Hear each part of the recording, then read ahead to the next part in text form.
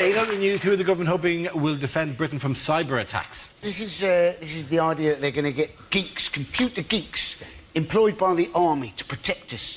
And let's face it, it's going to change the face of war if it's all cyber war, isn't it? You know, people instead of going, oh, you know, I fought in World War II, Battle of Dunkirk, it'll be more like I fought in World War III, level 5. Yeah, they're getting hackers to jump ship, essentially. Which is like such a naff movie thing that you get the hacker into the room and he goes, you can't pin anything on me. And the guy goes, I'm not here to arrest you. I'm here to offer you a job. Are these the people that have got excellent password strength? Is that who these people are? That's what's decided, yeah. That's all the time that you've typed it in, that's what it's been doing. Right. It's been wondering how, what? Josh's mum? No. Why you would call her Josh's mum, I have no idea. We're not very close, we're not very close. Cyber war films, though, they're going to be dull, aren't they? You know, things like Das Reboot.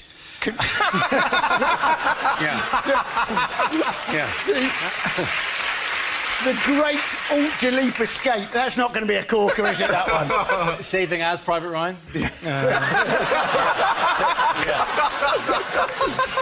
Whenever in Platoon, no! I spilled coffee on my laptop! You just got to do the most difficult things on a computer to win it. So it's like unsubscribing from LinkedIn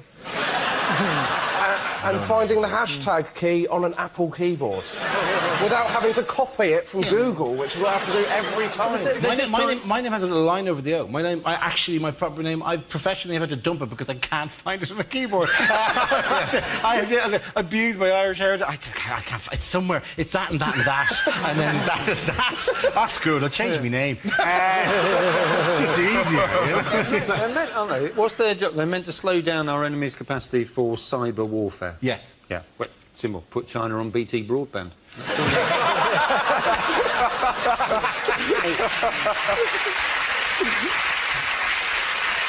They said the kind of things you have to do would get you arrested in the real world, they were saying. But correct me if I'm wrong, that's also true of regular soldiers. You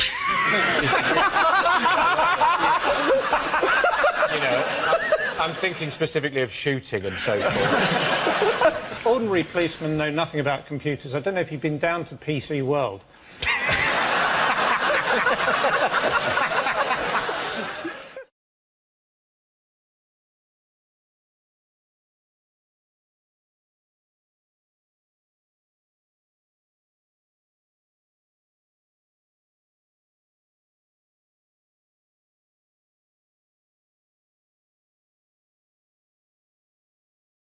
Now we play a round called Everything I Do it for EU. This game involves Rob and James, so if you could make your way to the performance area, please.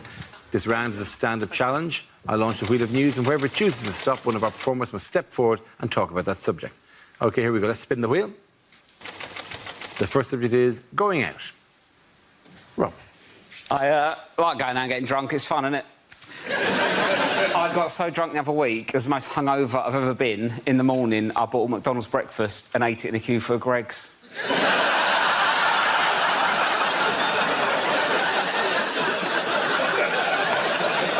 And I still don't know if I'm ashamed or proud.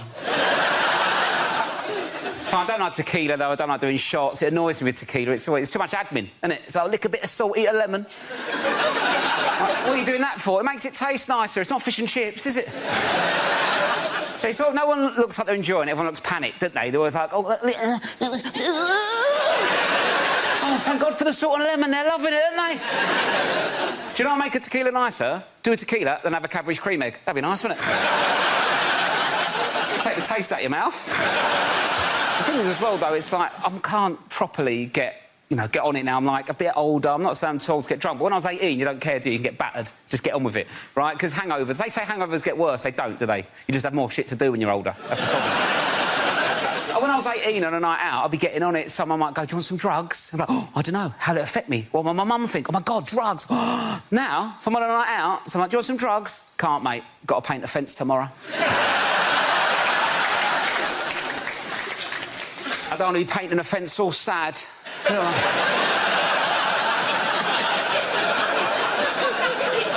All hot, sweaty and vulnerable, like, oh. I was really looking forward to painting this fence last night. So everyone being sad. I'm more likely to keep hold of the drugs, do them in the morning before the fence, just smash it like that. I'll do the roof, shall I do the roof? Let's do the roof. We've got no ladder. I'm flying, Mum. Thank you very much, Rob.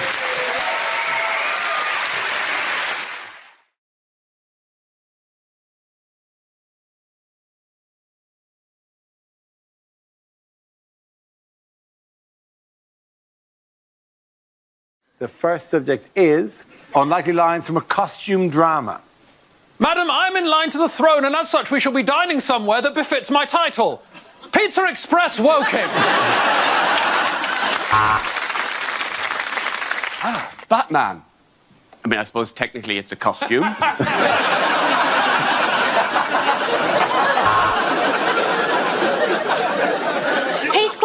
Heathcliff, let me in! Let me in! I just wondered if we could count on your vote on December 12th. Generally, I am a footman, sir. Although I do also like the bottom and the breasts. Right, just reading this review from the Anne Boleyn musical. Says it was a good idea, but they didn't like the execution. Lord Windermere is famed for his opulent balls. I've heard he wet shaves them.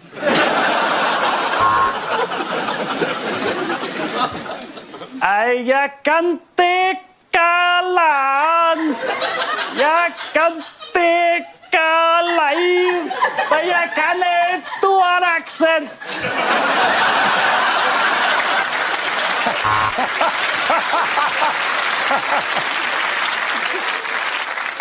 You are Jane Eyre. So this must be your brother, Nike.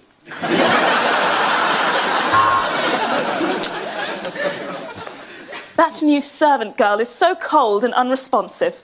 Watch this. Alexa? Alexa?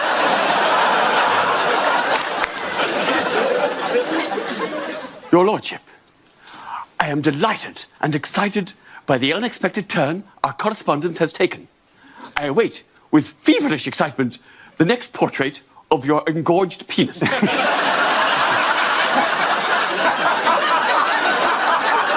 Please accept this crude sketch of my boobs as a token of my affection.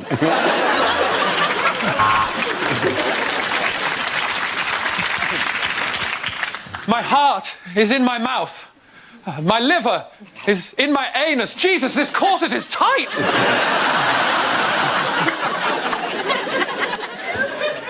Carson, please get your hand out of my trousers. When I told you to go below stairs, it wasn't a euphemism. My name is Maximus Decimus Meridius. So, yeah, that's Mike, Alpha, X-ray, India, Mike. As the ruler of this country, I demand some respect. When you see me, you will bow and you will say, yes, queen. Mr. Darcy, I could never belong to you. I am promised to another, but I could give you a quick handy by emotions.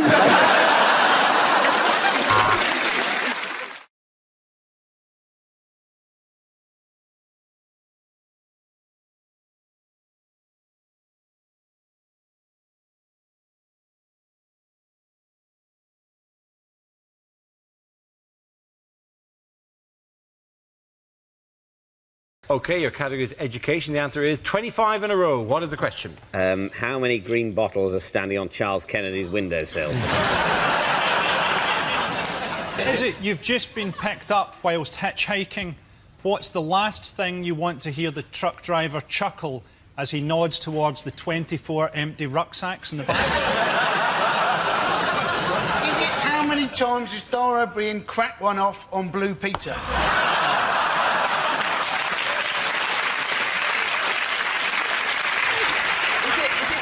It was unfair to draw her into a political battle. I was not going to have an obsession with the woman or something. Can a man not form an unnatural attachment to someone they've never met on the television without it resorting to masturbation jokes?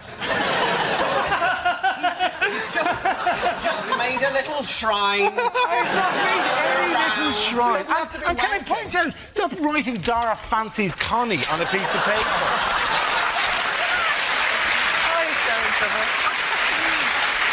I think she's twice been unfairly dragged into political discussions that are not of her doing, and that's what I'm defending here. Is it for how many years has the UK finished bottom of the Eurovision Song Contest? Is it how many times has... We won it in 1997, happen to know. Did we?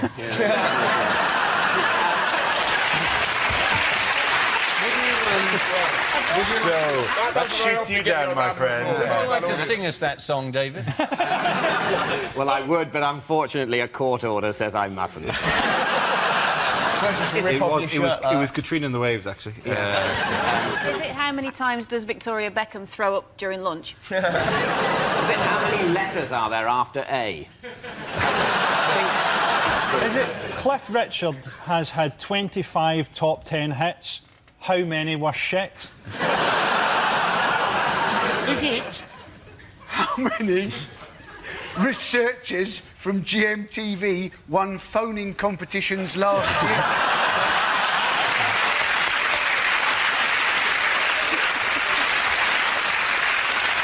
They're just very good on those questions. I'm going to steer you towards the correct answer. It is an education issue. Is it to do with GCSEs? It is to do... No, actually, no, it's through with A-levels, actually. OK. The results are getting better every year, and they have been for the past 25 years. That's exactly right. Well done, Russell.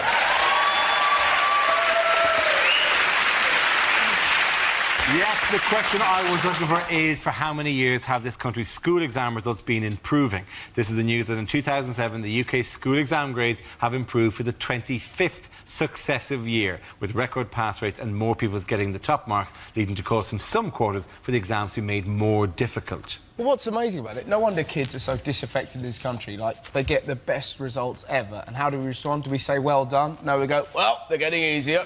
In my day, you had to write 50 essays in an hour, and a man poked you with a stick. If you got one wrong, they killed your mum. Now get out of my room. And you sat there going, just back off, Grandad, I'm cleverer than you. You do put young people in this country in a ridiculous catch-22, where all the coverage is about how stupid young people are, but you give them one chance to shine, and then they all work really hard and get A's, and then you tell them it's further proof that they're stupid. What this is a massive argument in favour of is a huge cut in funding for education. Rather than making the exams harder, let's just make the pupils stupider. That's a very good point. Clearly, too much money is going into education. You're educating them too much at this stage. People say that education's screwed, and then at this time of year it becomes clear that it's actually too good. Better than we need. The thing is, though, everyone gets to go to university now anyway, because everything is a university. It used to be you'd turn up to do a gig in a uni and you go, didn't this used to be a polytechnic? And now you turn up and you go, wasn't this an all-night garage? Wasn't this a swimming pool last year? There's a thing in Scotland this week where they've introduced philosophy for primary school children, who are already quite philosophical, having watched all their brothers and sisters die in a series of unrelated chip pan fires. Are girls still doing better than boys? Now, boys apparently are closing that gap. Yes, by only a tiny percentage. There will always be differences because boys want the tit and the girls want commitment. So there'll always be gaps. I always found at school the one thing I could never work out was how to get girls' bras undone. I just couldn't work out. And then eventually I realised that these girls were wearing a different type of bra from my gran.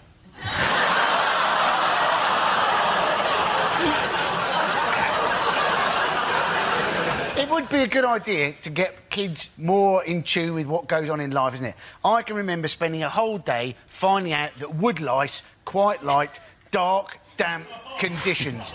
I have never been able to use that piece of information in everyday life. Yes, and when you're there in your flat, aren't you? Your girlfriend's left you, you've lost your job, there's flood water lapping round your ankles. It's going to be little consolation to you that you know woodlice would quite like these conditions. I swear for 5 or 6 years in a row they explain autumn to you every year during the autumn. And as far as I know, there are very few jobs that are based on the understanding of autumn. And also, isn't it something that happens anyway? Isn't not something you have to make a note of, otherwise the trees aren't going to shed their leaves. But they're just protecting you from the shock of it happening again. Oh no! The world is dying! Ah! We've told you about this, David. We've told you about this a number of times Every now. year you forget. Why are the trees naked? Isn't the whole thing with school, though, that it's never going to be as stimulating as life is now for children? Because they've got, like, blockbuster movies and video games. You know, there's no way that school can be as stimulating as Tekken. Sir, why have you got the head of a leopard? Quiet boy, fireball.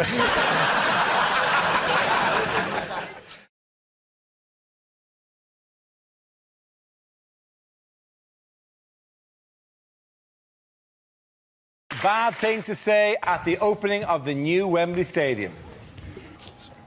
Is it just me, or does it all feel a bit wobbly? Due to a double booking, England's first match is against Simply Red. Ladies and gentlemen, James Blunt.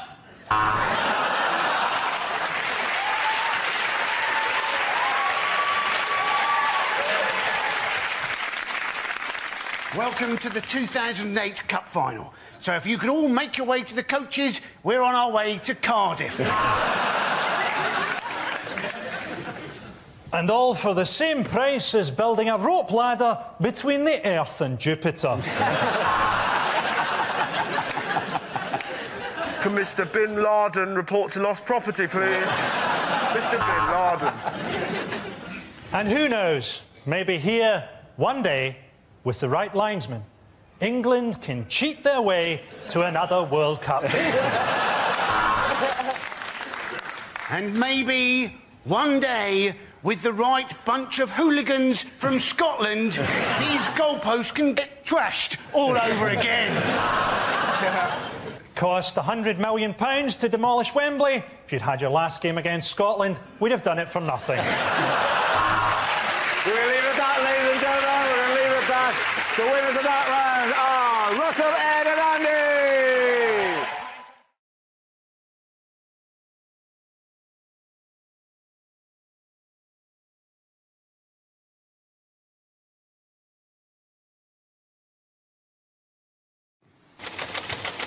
The first subject is nationality. Who wants to come in that? I'll take it. Olga. Hell yeah! Hi. Nationality is a very big topic for me because I'm originally from Russia and I need to start every set like that because I know that they're listening. I have a very Russian name. My name is Olga. Olga is the most common name in Russia. It is, of course, Old Slavic for I wish you were a boy. My last name is Koch. It's meant to be pronounced Koch, but if you're living in an English-speaking country, 8 out of 10 times I am Olga Koch. I ran for student government of my high school under the slogan, I want me some cock.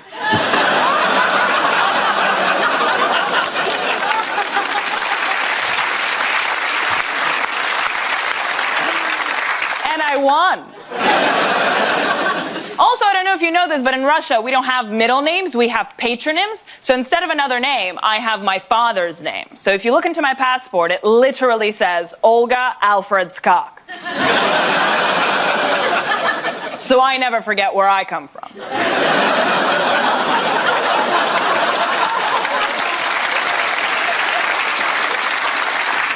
I was born in 1992, shortly after Russia elected its first ever president, which started a very long history of Russian people electing presidents all over the world. Thank you very much. Olga. That leaves us with Nigel. Let's see what your topic is. Let's spin the wheel. The topic is food and drink. Where you go? I'm foreign too.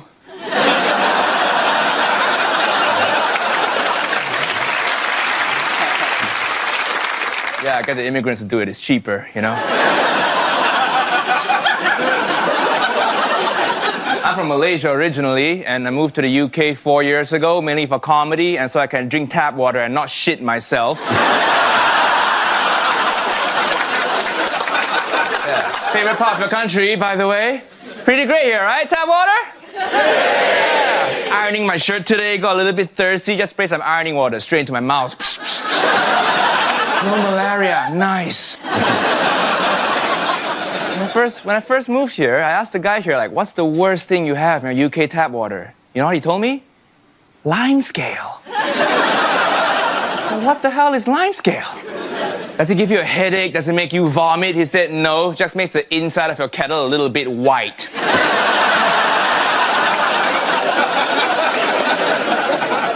Life must be so hard for you. With your kettle discoloration problems. I love scale. I eat all the scale now, all right? I'm gonna go home and lick my teapot later. Even when we take the trains here, even the train toilets tell you the tap water in there is not drinkable, right? I'm like, okay, we'll see about that. And turns out they're right. Set myself in the rail replacement bus service. Well done. Very good. Points there for Olga. I'll redo them. Come back. Thank you.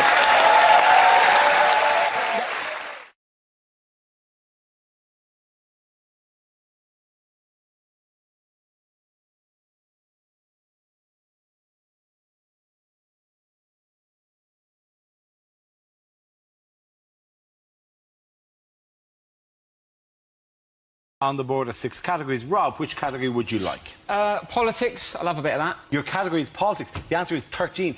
What is the question? Is it the number of people on X Factor's first episode with dead relatives?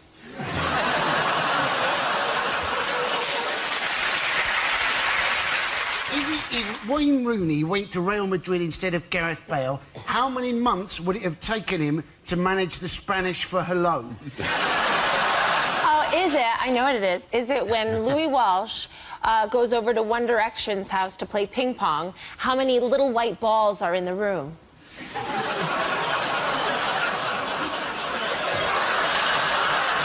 That's what it is. Spot on, mathematically. Yeah. OK, is it on which day of Christmas the Wonga.com come and repossess everything? Is it the number of BBC programmes currently hosted by Dara O'Brien?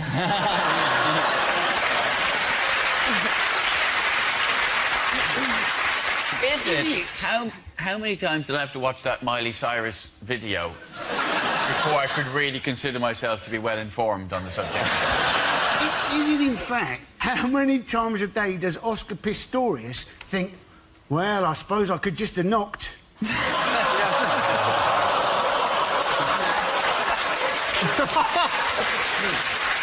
Is it the number of feet required by the restraining order that I have on Brian Blessed? Stuart, I know you want some!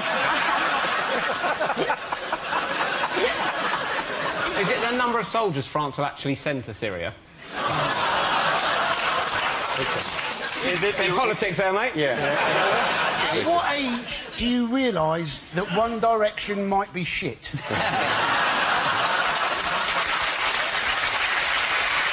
Do we have a correct answer? Do we have a correct answer? What is the atomic number for unluckium?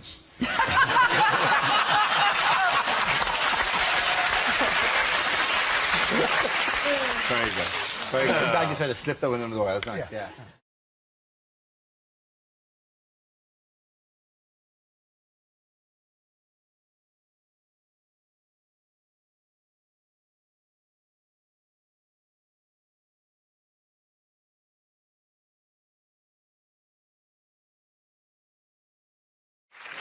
We start with a round called Headliners. Here's a picture of Prime Minister Gordon Brown in buoyant mood, but what does ROCB stand for? Is it what he looks like when he smiles? Is it really old, creepy baby? Is he just really desperate about his election chances now? He's only got one thing he can do, and he's going, right, OK, call Batman. Is it ruined our country, bastard? Is he just giving a weather forecast? Is it rain, occasional cloud, blizzards? Is it row over Cameron's bedroom? He's already in there, measuring up for curtains. What are you doing? Do you think he's actually just found a way to solve the national debt? Is he going, rollover could be billions? Is he going, there's a robin on the corner of the building?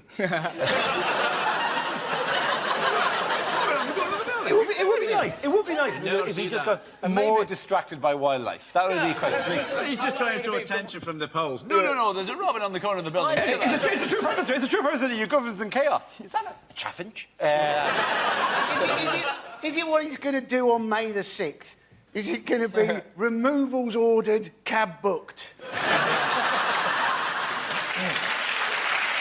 Would I be right in thinking the art was something to do with recession, It would, Dara? yes, you would be right. Is it recession over complete bullshit? Not that. You're halfway there, remarkably. That was lovely, the unemployed people. That's it, yeah. We live in Poundland. Is it recession over confirms Brown? That's absolutely correct. Yeah. Well done. Very good. He always does it like that.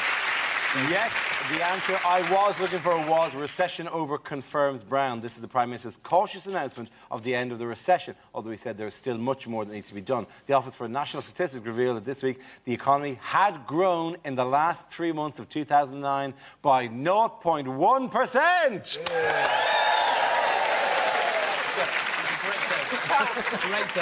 Wow. Gee, I just started that. How long is that? I don't think we expected that. We just thought, like, we expected that. That's what we expected. But that is just like... It is difficult to maintain that. It doesn't matter, but you look like a giddy chameleon. That was amazing. Yeah, midway through the show, if a fly goes past. All right, how is Gordon Brown doing, and who is he trying to woo at the moment? He's trying to woo the middle classes. He is trying to woo the middle classes. These aren't policies, these are M&S policies, Donald. He's going to change his name from Brown to Autumn Blush. He's the most unpopular Prime Minister this country's ever had, and yet nobody in the Cabinet thinks they can defeat him in a leadership election.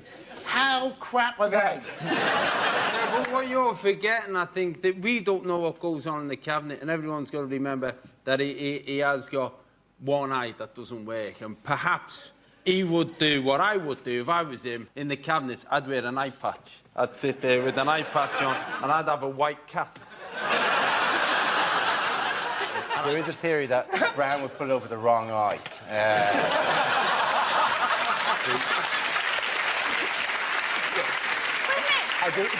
There's also another thing that no one's going to run against Brown at the moment because what's the prize? You get to lead Labour into an election they'll probably lose. It's like going, oh my God, we've hit an iceberg. Can I drive the ship for a while? Can I? It's like whatever is thrown at him, he still sort of gets up again. You half expect, like, Brian Blessed to just pop up every now and again and go, Gordon's alive. He keeps on saying, I'm getting on with the job. He's like the Millwall of politicians. Nobody likes him, but he doesn't care. But that's what I mean. He's one of those, and he's having a go, and you think, well, that's all right, but you're running the country. It's like if somebody came in and said, look, I'm not a great surgeon, but I'll have a go. You know what? It's basically... Put the hours in. I've sewn on a button, so I know I can finish the job, but getting to the stuff... I'm sure I'll recognise the kidney when I see it. I've played the ball game. I've played the ball game. There's a photograph of him and Darling, actually, which was very interesting, because him and Darling at the same time, the announcement, that, interestingly, is the £10 note that tipped us out of the recession. But the reason why the economy's grown in the last 3 months is because we had Christmas, isn't it? And people, of course, spend money at Christmas. Yeah, okay. It's the only time people go absolutely mad. You don't see anyone in July going, I need goose fat, you know? Basically, though, Western capitalism, isn't it? It's based on people buying stuff they don't need with money they don't have, as opposed to Christmas time, when everybody buys things nobody needs with money they don't have for people they don't even like. It's a beautiful miracle.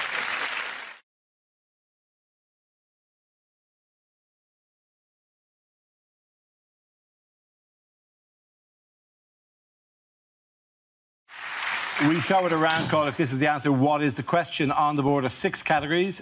Tiff, which category would you like? I'll go for home news. OK, home news is the category. The answer is 1/3. What is the question? Is it how much of a bottle of vodka I'd have to drink before I found Lewis Hamilton even vaguely interesting? Is it how many of this week's news stories lend themselves to comedy? It's been that kind of 3 weeks, really, hasn't it, Andy? Yes. Is it how much of grease can you buy for £1?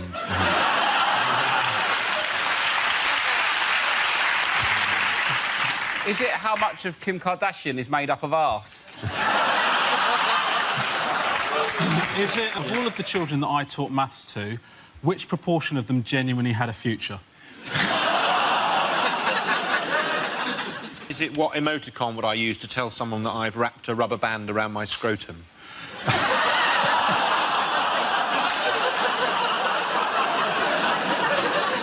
Is it what I'm always missing from a threesome?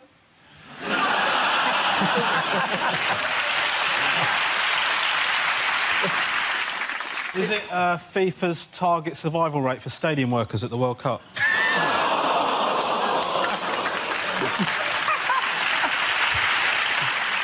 Is it, according to legend, how much of you is your head? Yes. Should be noted. I'll tell you what it could be, answer. What proportion of that team have I seen completely butt naked?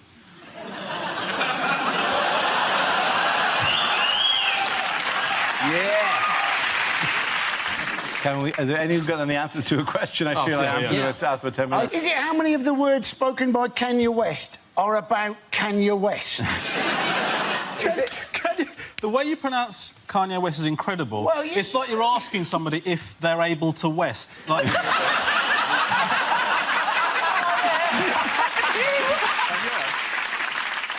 Is it think of a fraction that rhymes with the word bird? Think of a fraction that rhymes with the word herd? No. Is it think of a fraction that rhymes with the word interred? No.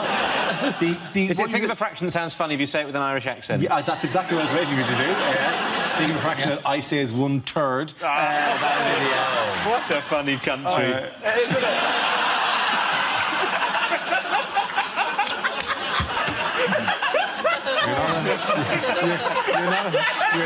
You're not on Radio 4 yet. I do. This is genuinely the correct answer. Yes. Is it? Yes. What proportion of the works planned by Network Rail have already gone wrong or over budget? There absolutely is the question I was looking for. I knew that. I wouldn't have got that, mate. I wouldn't have got that.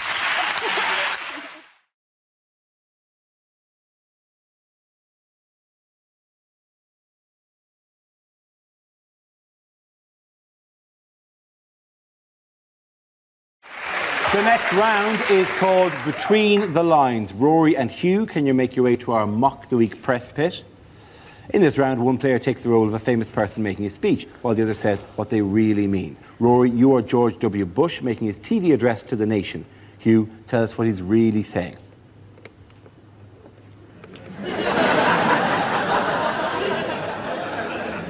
My fellow Americans. People of Florida.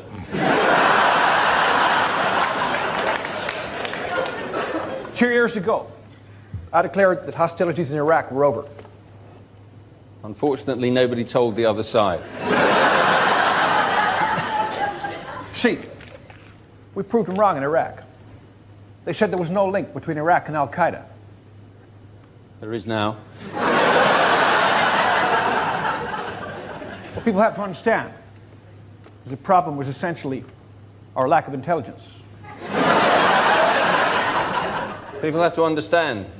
The problem is essentially my lack of intelligence.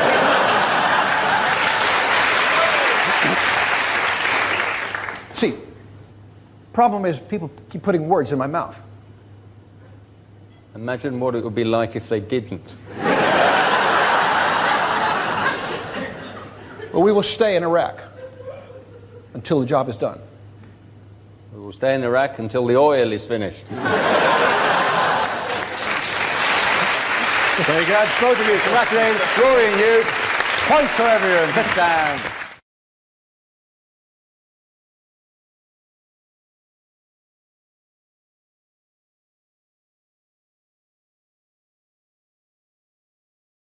Unlikely questions from this year's exams. Discuss the metaphysical meaning of the following poem. My friend Billy has a 10-foot willy.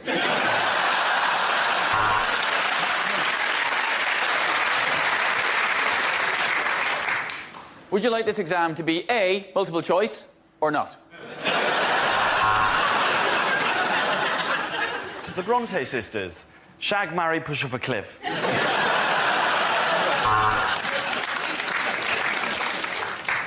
Discuss the following. The Nazis got all their ideas from the History Channel. Who's the chap in the A team who would not get on the aeroplane? Was it A, B, or B, A? If a bank loses £60 billion in a 6-month period, using numbers that you've plucked out of thin air, work out what the chief executive's bonus will be.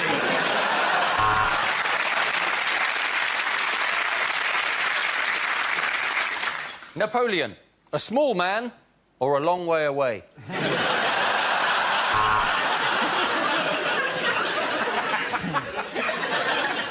Quantify n in terms of q when q is a positive integer that dissects a parabolic curve. How's your lucky pencil case now?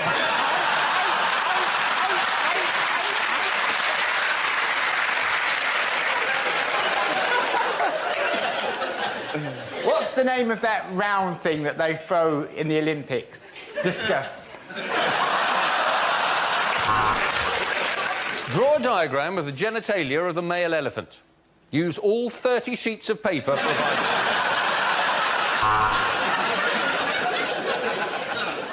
Biology. Without singing, what is the knee bone connected to? Explain the use of juxtaposition in Macbeth. Alternatively, write down everything you know about Macbeth in a blind panic because you've got no idea what the word juxtaposition is. Drama. Question 1. What was it that first made you want to become a waiter?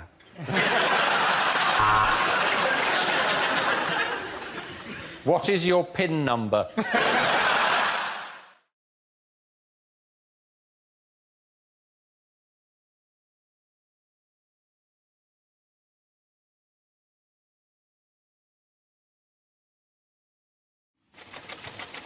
The first subject is education. Who wants to go on that?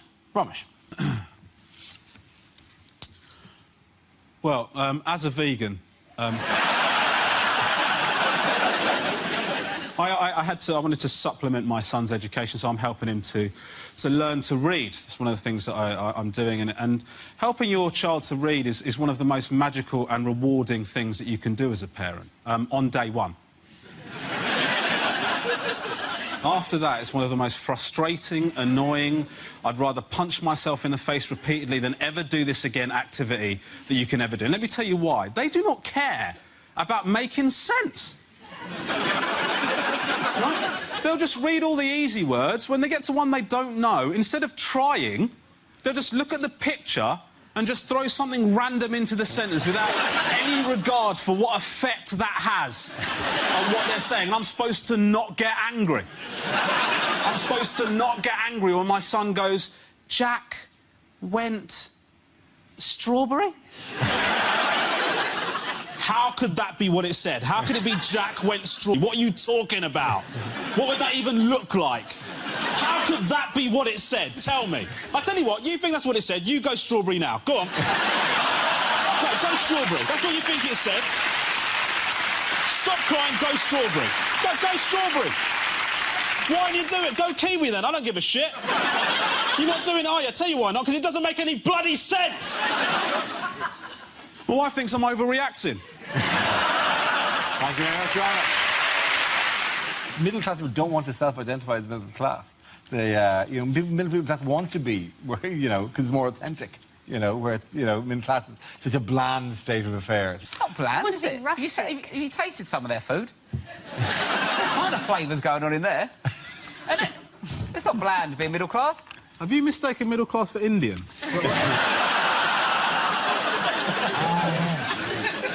The naan's incredible. We call them nans.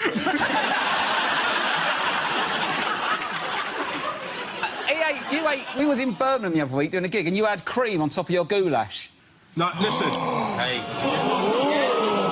Hang on, why are you eating goulash? Goulash is... it's meat in goulash. I'm not that much of an idiot. Vegetable goulash. Can I have a beef goulash, but hold the beef?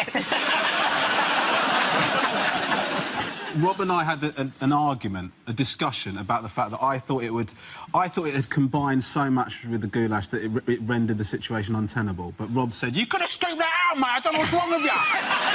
It's got scooped. It's not vegan. It's eating cream over here. I can't believe it. I haven't even heard of it in Lewisham. Oh, we're such great mates.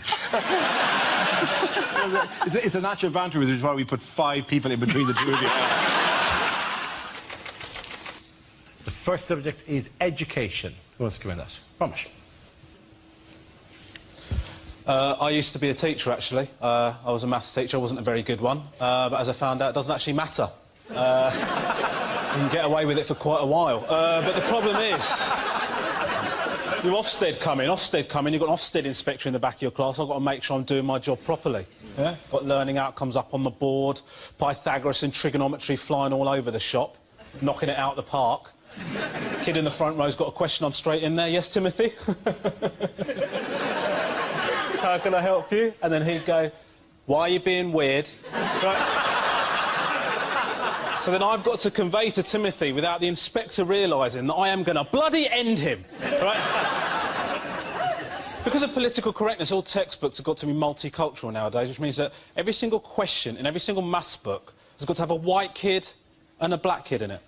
Or a white kid and an Asian kid in it. Now, I don't know about you, but I wouldn't have wanted to hang out with a kid of another colour. If every time I met up with him, he wanted to do bloody maths. I don't know. The questions you get in these textbooks are amazing. You get questions like, Philip thinks that the answer is 8. Dilip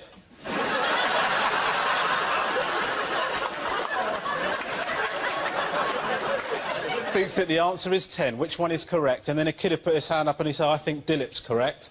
And I'd say, why? And he'd say, oh, because Asian kids are bods, aren't they?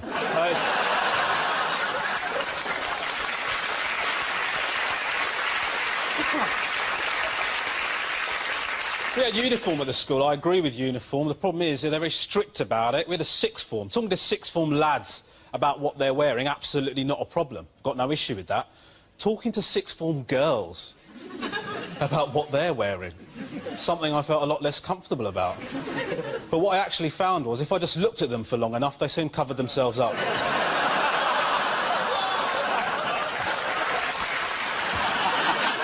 I've actually just started pretending I'm Costa Rican. I will switch to whatever I need to, you know. In the cricket, I'm very Sri Lankan at the moment. During the Ashes, I pretended I was Aborigine. Like, I don't care. I will go wherever the results take me. He's basically made it fun for the Tories, because they could say anything they want. He's unelectable, so you can do whatever the hell you want, do you know what I mean? Like, we're going to kill everyone. Yeah, but I'd rather that than vote Ed Miliband. There continues to be heavy shelling here. Ramesh Ranganathan at the peanut factory. Is it what the minimum prison sentence should be for anybody that takes their shirt off in the summer? I find it unacceptable. I remember, like, when it used to be hot days, my dad would open up the curtains first thing in the morning and say, the white people are going to get naked today.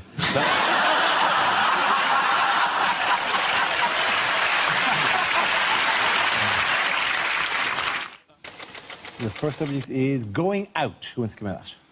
Ramesh. I don't like going out. Don't like going out because I don't look as good as I used to, and I worry about it. I've put on weight, and I think, oh, I don't look all right. And then I think, hold on a minute, I'm married. I don't need to look good. I just need to look better than the prospect of single parenting.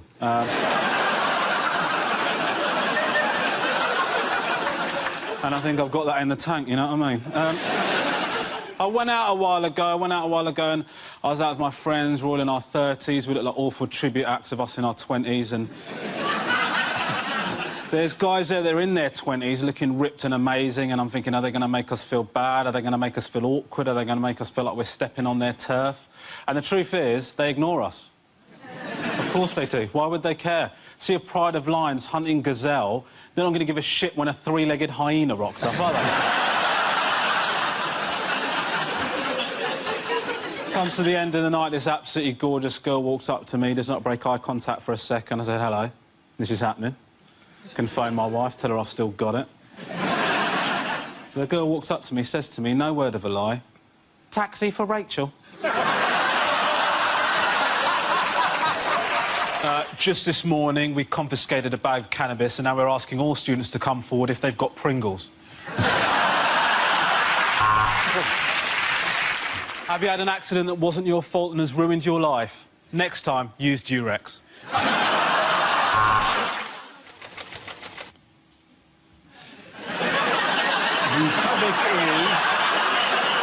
The topic is animals. I'm into animal rights, actually. I recently watched this film, Blackfish, which is about this killer whale that ate two of the trainers at SeaWorld, killed two of the members of staff at SeaWorld. And it's an interesting film, but I do have some issues with it. You know, one of the things they say in the film is we call them orcas. Some people call them killer whales, but these are beautiful, beautiful orcas. We call them orcas.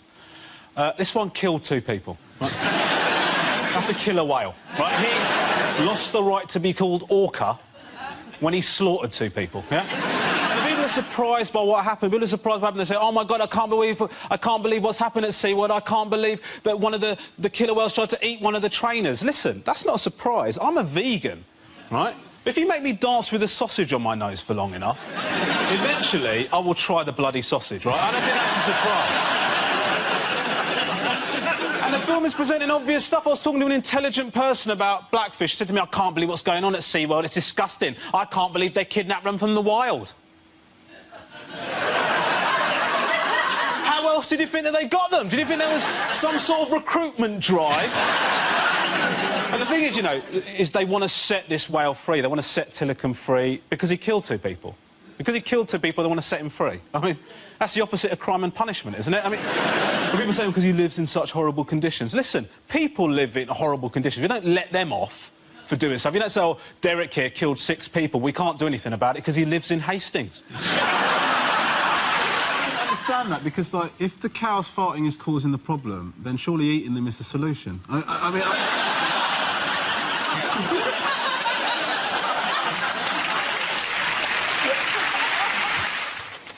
And the topic is parenting.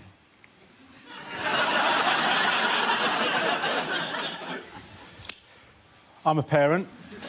You know, we had our first child, and our first child is such a lovely kid. You know, he always says please and thank you. He's such a wonderful, wonderful little boy. I said to my wife, do you know what? I think we might have mastered parenting. I think it's just about setting clear boundaries and being consistent. The second one, feral. Right.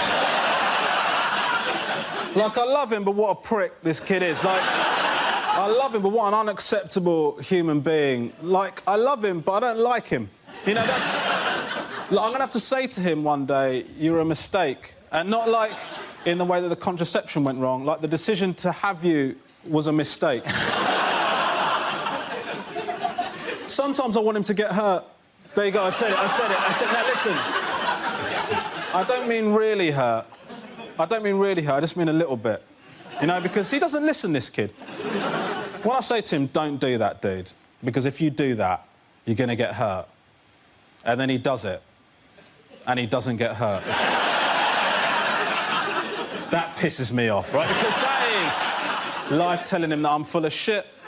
This kid's running with scissors with no consequences, do you know what I mean? I do think it is a weird strategy, because what you're saying is we're going to make it OK for you to park by a broken meter, So, you know, a solution seems to be fix the meters. Do you know what I mean? Rather than make it OK to park next to broken ones. It's like saying, well, you know, all the trains are late and we know they never arrive, you know, when they're supposed to. So what we've decided to do to tackle the problem, we've decided to abandon the concept of time. So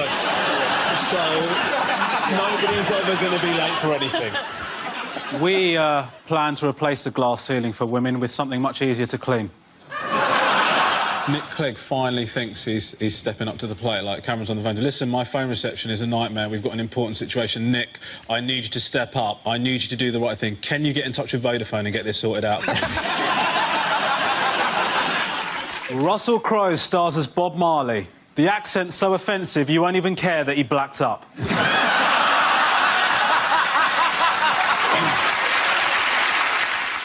As I report from my 6th day here in war-torn Syria, I think the lesson learned is that I should never have called my producer a wanker. A UKIP film presentation, 101 damn Asians. Newark is actually an anagram of Nigel Farage's nickname.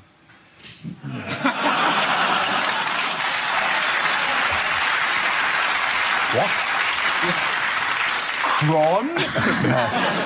I love the way that they clapped at different times, just depending on how quickly they got it. There is an element of chase going on there. Come on.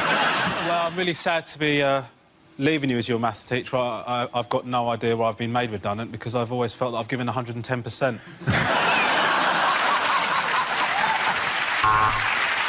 I think, you know, actually we should be talking about immigration now, because it's a good thing that he's put it on the table, because, you know, a lot of Europeans are coming into the country and taking jobs that my parents worked so hard to steal in the 70s.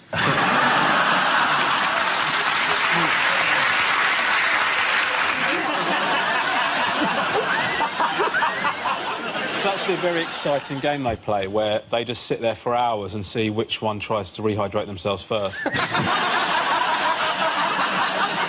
Because when... I mean, again, speaking as a vegan, but my problem with it is... Are you a vegan? Listen, get on board, all right? Jesus. You guys disgust me. Yes. You cheese and meat-eating pricks. Anyway, please, every part of the show, preface every topic we do with, as a vegan. My point is, Dara, if I may... The pizza! Mate, I'll tell you what, pizza, nightmare, right? Of course, you've missed the main ingredient. I love pizza, ordered a pizza, right, with no cheese, right? No cheese. Yeah. What I didn't realise is not only does cheese add flavour, it also has an adhesive quality. What I got was a box of bread with some vegetables in the corner of the box. So...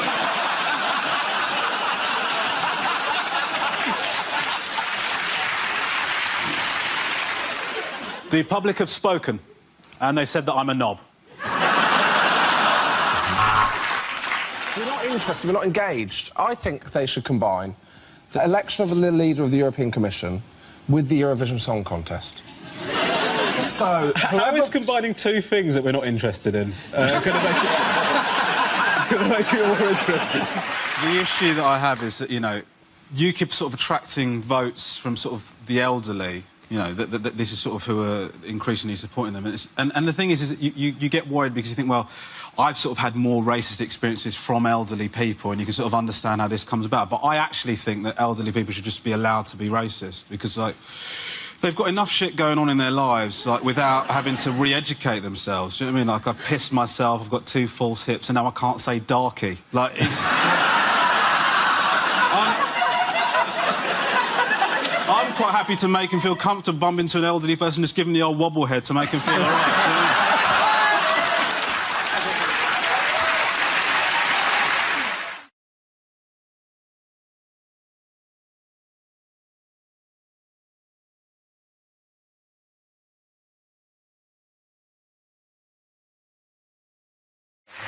The question I was looking for is, what are some of the items that are exempt from the new 5p charge for plastic carrier bags? The government introduced the charge throughout England on Monday to reduce litter and protect the environment. Like, you're paying 5p for a bag, you can get a trolley for £1, can't you?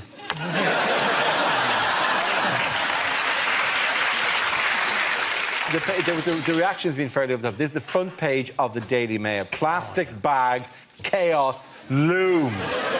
Because you got to pay 5p. This is a thing that was introduced in Scotland, in Wales, in Northern Ireland, in the Republic of Ireland. It's been there for 10 years. Yeah, so be honest, Dara. You and I moved here when it was brought in the Republic of Ireland because of the Armageddon that it created.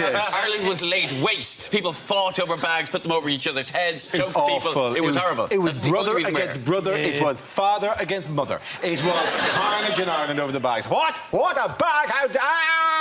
It was screaming. Armageddon. 5p a bag, though, that's good, isn't it? I've got loads of plastic bags under my sink. I'm going to start selling them outside Asda for 4p.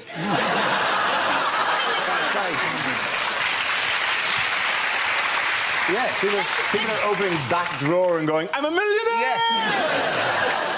It might turn into an insult, though, mightn't it? 5p bag. You just go, yeah, your mum's a 5p bag, mate.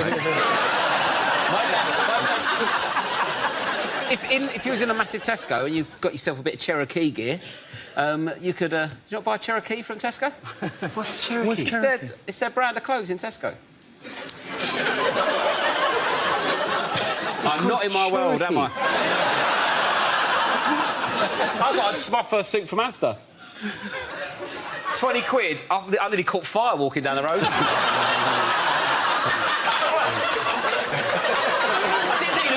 Just stack, threw it in the air. Come on the ceiling.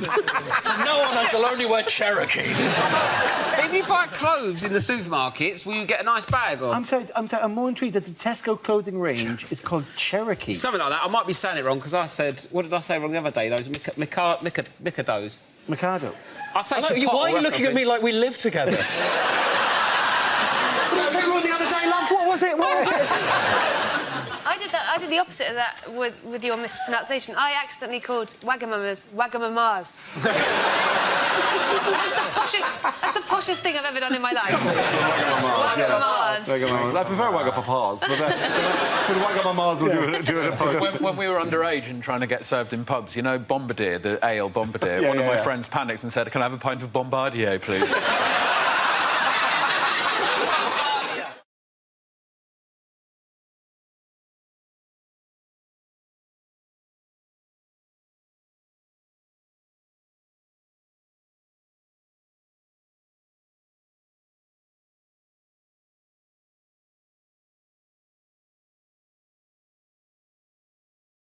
Why will Sir Ranulph Fiennes not be at home for Christmas? He'll be dead.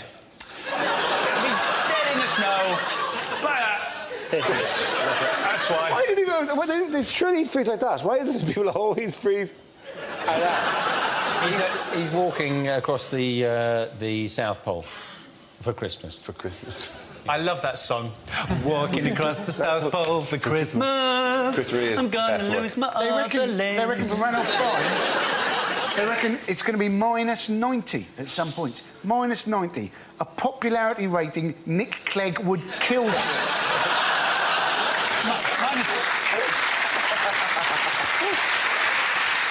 He said it's the most hostile environment on Earth, but he's clearly never been in a Wetherspoons at breakfast time. Well, it was his partner that came up with the idea, isn't it?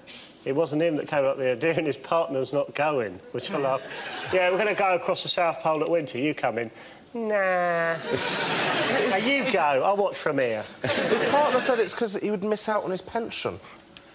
Okay, what? That is the worst excuse I've ever heard. Hang on, who'd miss out on the pension? Oh, the partner isn't going because they'd miss out on the pension? Yeah, he said it would affect his pension. Mainly because he'd die, I imagine. Well, he was 65, wasn't he? His pension. Is he... His partner's pension. Oh, I read this. Is he gay?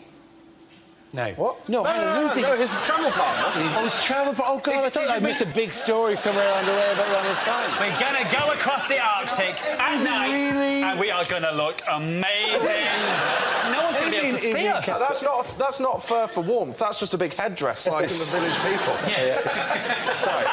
He's done everything, Ralph. He's climbed Everest. He's been over both of the poles. He's found the lost city of Rome. He's taken an expedition up the White Nile. You can't help thinking, is everything all right at home? What are you running from? What are you running away from? He took us on that expedition where he sawed his fingers off. That was with a saw that apparently he'd taken in case he needed to saw his fingers off. That's his pessimism, isn't it? Do you know the best thing is now that you can actually get that as an app? I was in Siberia not that long ago, minus 52 degrees, right? And it was so cold. We were told, we were in a tent, if we went outside for a piss, right, we had to shake as we pissed, because otherwise it was going to freeze back onto our penis, right? I tell you, that was a hell of a quick piss. Nothing frightens you more than you thinking you might get frostbite of the penis. Which was when I was quite grateful I've still got a foreskin, because I figured if I did, I'd still have a little bit to lose and it wouldn't actually matter. Quite a thing. Just to come out of a tent in the morning and see like a sculpture of kind of half arcs of quite dangerous. Ah, Andy, why don't you go further away from the tent?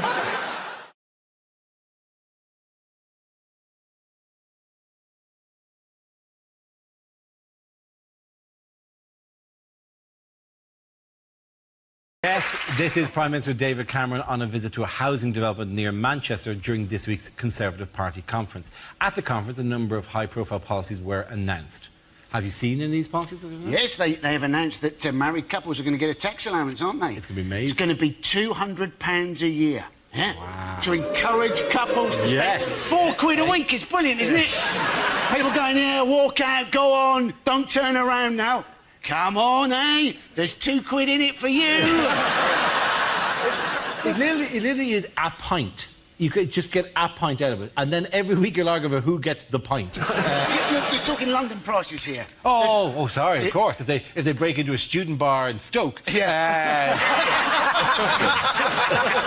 hammered for a month. Yeah. Well, I don't think that's going to help the cohesion of their marriage. So at £200 a year, the average wedding is £18,000. So to break even, 90 years you need to be married for. Don't go dying on me. Don't go dying on me. I need another 23 years out of you. Come on. We're not married, Andy. That was like the weirdest romantic movie ever. Don't you die on me. Don't you die on me, Joshua Wickham. Don't I feel the gooseberry? Who's actually going to be... What decision would you make differently because there's £200 a year? Well, my accountant advised me to become a Mormon. But your accountant actually is a Mormon. He just hands out those leaflets all the time. That was a completely unrelated anecdote. It is weird because it's social policy, social engineering by dangling money in front of people. He hasn't dangled it in front of people, he's waved it in front of people and said, if you like it, then you should have put a ring on it. That's what he's done.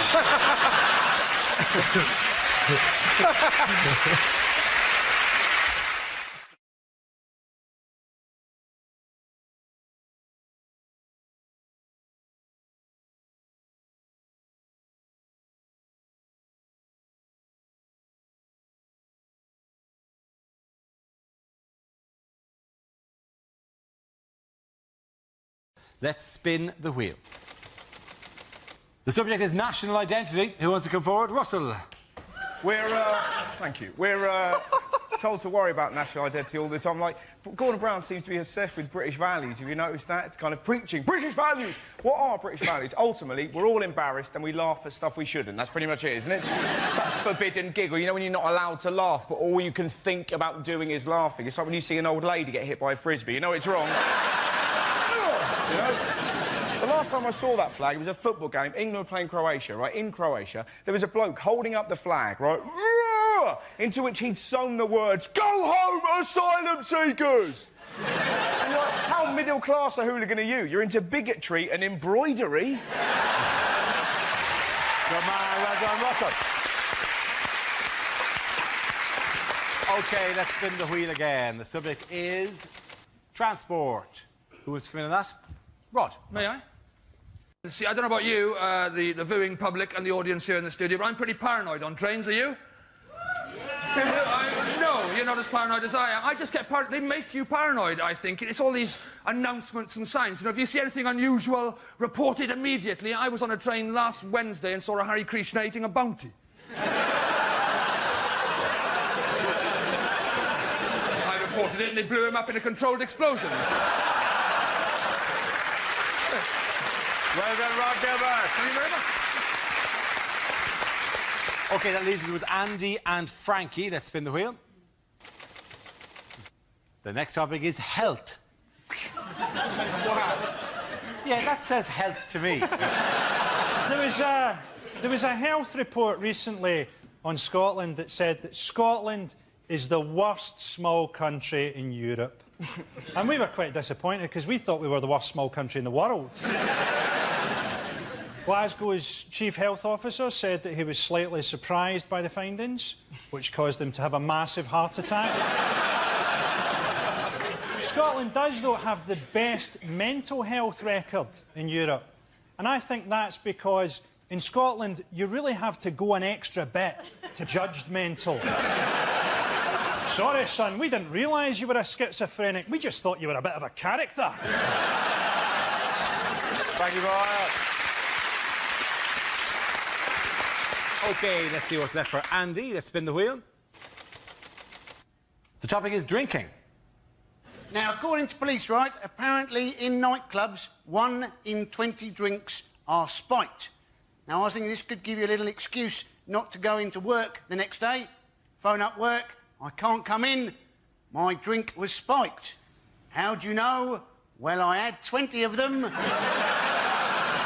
One of them must have been. Of course, if you go and see your doctor now, they give you a little test, don't they? My doctor, he said to me the other day, he said, how many units of alcohol have you had this week? I said, 21. He said, that's not bad, the maximum's 28. I was thinking it was bloody lucky I saw him on the Monday.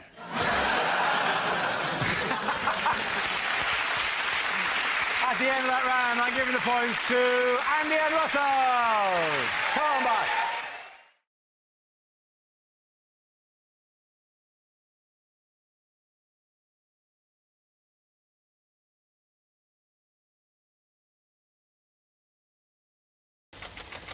The next topic is sport.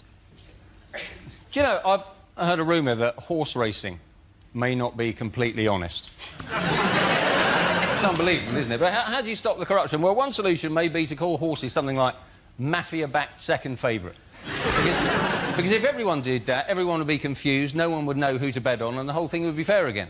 And often the first to show is blatantly bribed, followed by mafia-backed second favourite. They're just ahead of Dope to the Gills, Mysterious Limp, and just behind them, Out for a Canter, and I'll Fall at the Fifth. And as they come to the fifth, I'll Fall at the Fifth has fallen. I'll Fall at the Fifth has fallen at the fifth in a magnificent display of cheating, and they're coming into the final furlong. Mysterious Limp is slowing, Out for a Canter is clearly struggling, but coming through strongly is mafia-backed second favourite, and as they cross the line, mafia-backed second favourite has won it, which is remarkable, seeing as he has no head.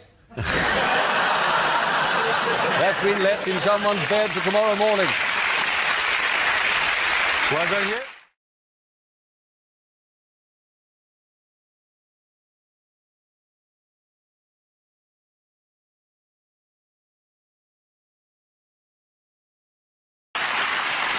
Our next round is called If This Is the Answer, What Is the Question? On the board are 6 categories. John, which category would you like? I would like sport, please, Dara. OK, your category is sport, and the answer is 1. What is the question? What is Bruce Forsyth's national insurance number? Is it the viewing figures for the final Top Gear? Just... How many of the 3 wise men got invited back to Jesus' second birthday party? What did the other two do wrong? Oh, who wants frankincense and myrrh? Nobody wants that. And wasn't at the time frankincense was worth more than gold? I think that was because there'd been a collapse in the price because Judea had just left the EU. What is the optimum number of directions for a boy band? Is it in my annual stock take? What number do I write on my left testicle? Is it, to the Daily Mail, how many immigrants constitute a swarm? Is it, how many packets of biscuits would you need to cater Michael Gobe's funeral? Oh, that's cold. Is it how many Fast and the Furious films would have been enough?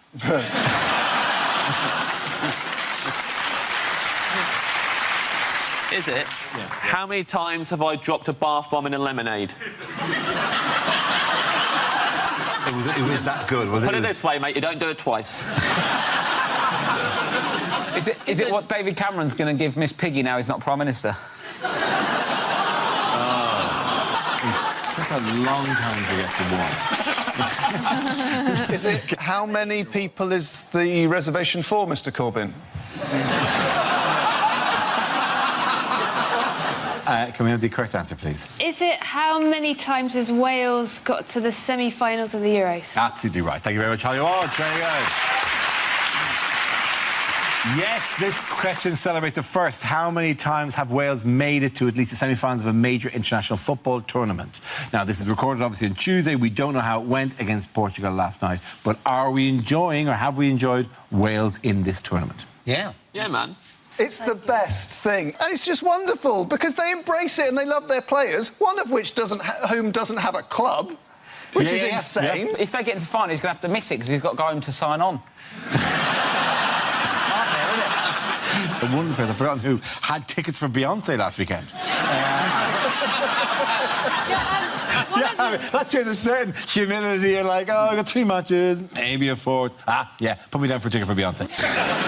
Joe Ledley had to cancel his wedding. Had to cancel the wedding, yeah. I think the more substantial thing. It's a bit embarrassing, though, that they've done so well and England have done so badly. But what annoys me is the FA always go, we're going to have a full investigation to see why we didn't progress as far. What are they going to find out?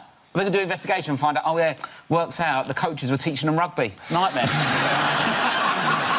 a shame, isn't it? Keep an eye on them next time. What have the English fans, how have they been reacting to the Welsh success? Well, this is the weird thing. So the day after they beat Belgium, the most common search, apparently, on Google was Welsh grandmother. Is that right? That was the story, yeah. They're trying to find out if they've got Welsh ancestry, but that's not... If you type Welsh grandmother into Google, it's like you're trying to buy one. It's not... What are you going to find out if you type Welsh grandmother? What's he going to tell you? What happens if you type Welsh grandmother into Pornhub? If you want to find out if I'm ignoring that, if you want to find out... You're ignoring it, but you're going to try it later. When you say ignoring it, you mean storing it away. This calls for private browsing. Good evening. Private browsing. Yes, sir. It's in the pocket for later. Private browsing. Your country needs you again. Thank you.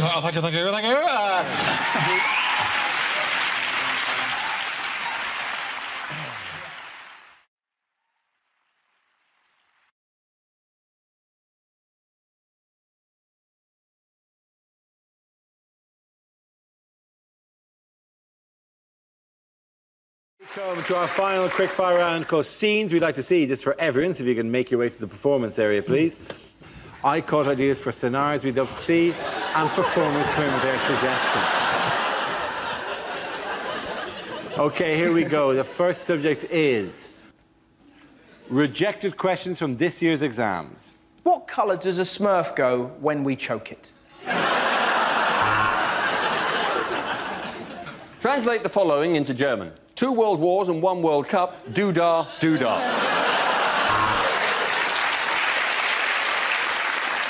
How many pepperami big boys could you feed to Victoria Beckham through a tube before she became visible to the human eye? What is the name of the force that pulls objects towards the centre of the Earth? Is it A, gravity, or B, magic? Katie Price is supposedly worth £8.5 million and has got a thriving TV career. Explain.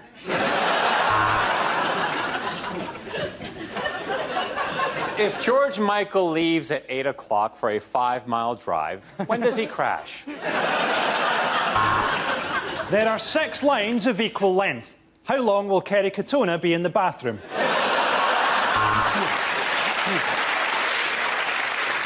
If a train is going at 70 miles per hour, how surprised would you be?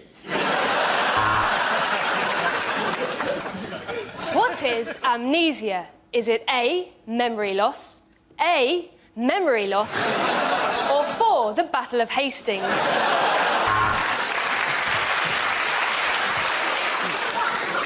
If Sally buys 3 oranges and 2 apples, How far south of Scotland is she?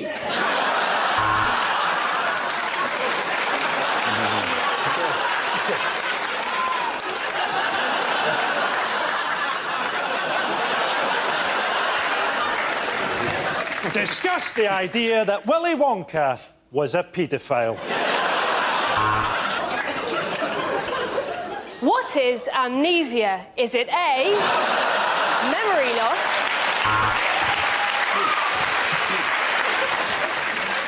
Draw a diagram of the male genitalia. Please use the tracing paper provided. What are most Canadians renowned for saying? A.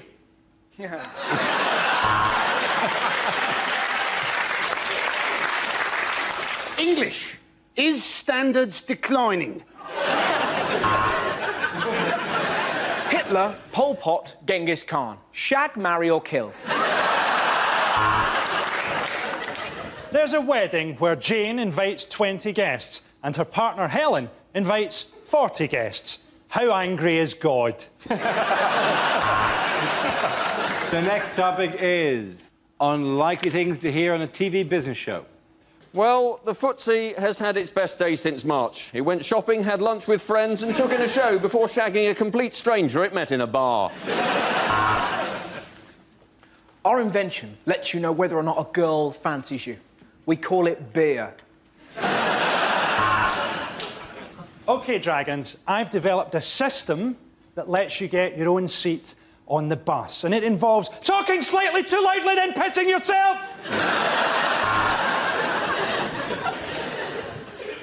This morning, I'm asking for £500,000. And with that, I will buy 500,000 lottery tickets.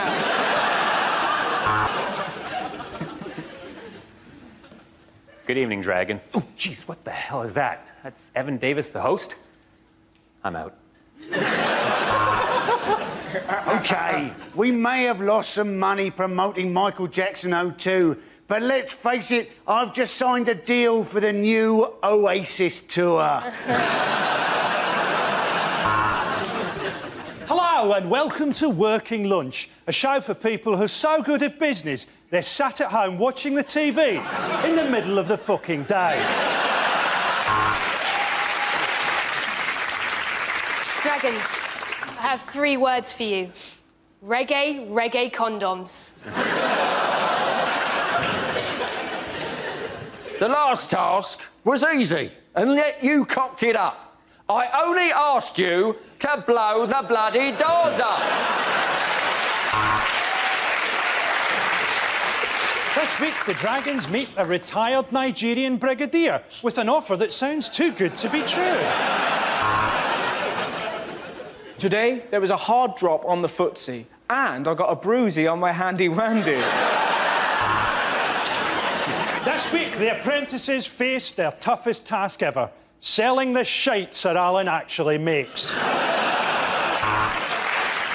James, and the point's going to Frankie Hughes-Stewart.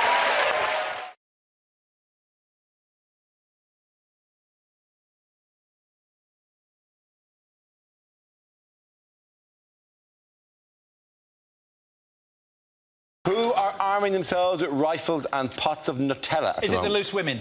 They're not loose women. It's the people that are killing the badgers. Well, people I sounded more sad than I was about that. You made it sound like the most hard. It's the people who are killing the badgers. Why, Mummy? Why, Mummy, are the people killing the badgers? It's OK. Why does someone think of the badgers? It's the people killing the badgers because badgers apparently give cows TB. Yes. Cows, badgers, badgers, cows. that may be too black and white.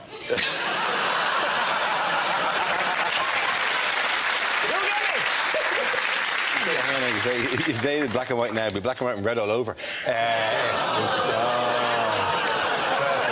OK, that's grown because of the pun or because the poor badgers? I can't work your moods out. Sorry. Brian May, he's against the badger He's colours. against the badger and colour, Brian you can May. see why, can't you? He's only got to walk through the countryside without somebody trying to shoot his hair off. What was the name of his organisation? Queen, yeah. No. know what his organisation's called? Is it Team Badger! It's called Team Badger, whose initials spell TB.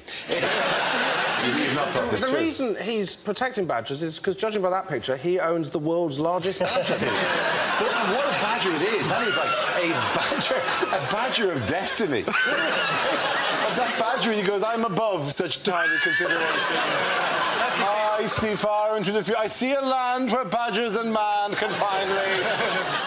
He also seems in that photograph to be on a Zimmer frame, so it's really not looking good for Brian on a number of different levels. You know what's weird or wrong, kind of, about this story, though, is the fact that to attract the badgers out so they can shoot them, they're attracting them out with Nutella and peanut butter, which must be really difficult for people who live locally who want to live healthily, right? So they go to the doctor tells them to go on a diet, go for a nice walk. They go for a nice walk, and the fields are full of Nutella. They're not going to get any exercise at all, are they? The only exercise they get is licking the grass. Do you find Nutella to be so compelling a dish that if you saw it smeared on some grass in a field, you go, lovely, snack time. You know what look like something else smeared on the grass in the field? You're very much taking your chances there, don't you? Going again, one day I'll get there. What about the badgers that don't come out and are waiting for the toast? It is just a lot of spread, isn't it? They want to kill 3,000, don't they? That's what they will kill. And I was just wondering what they're going to do with them afterwards, because I'm a sort of part-time taxidermist, and I really fancy having a badger army. I would love to think of you, Joe, buried with your badger army. Just your coffin in the middle and radiating outwards a badger army in separate poses, ready to attack at different points. And just you embalmed in Nutella. Yes. If you cull too many badgers, you'll just force them underground anyway. What celebrity has stepped into it? Clarissa Dixon Wright. Clarissa Dixon Wright stepped in. You know what she said? She said, well, we're going to do gas mark 4. Essentially, yes, very good.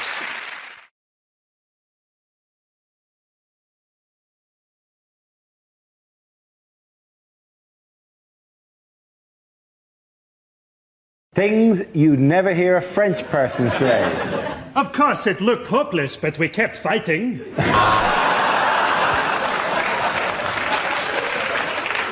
I'd like a bottle of Burgundy and a Dairy Lee Dunker, please.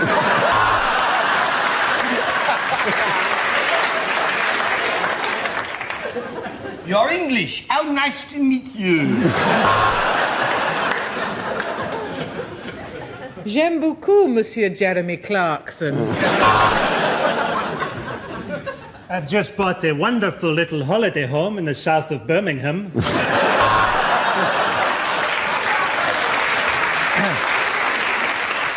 My favourite road? Well, that's got to be the A303. At night, in many ways, it's quicker than the M4 and you get to go past Stonehenge. If you're going London to the West Country, it's A303 for me every time. What a road. What a road. And we throw that part of the animal away.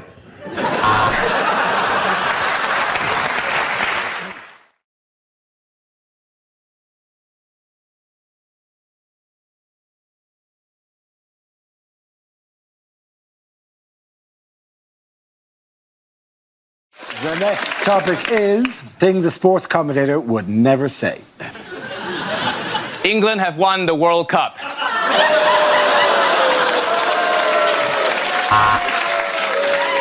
And that was 11.3 seconds. Sorry, Michael, you will not be getting a second date.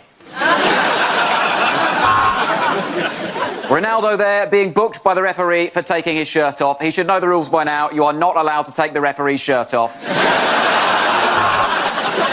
Well, in this Grand National, as they come round to the chair for the second time, the music stops. Red rum is eliminated.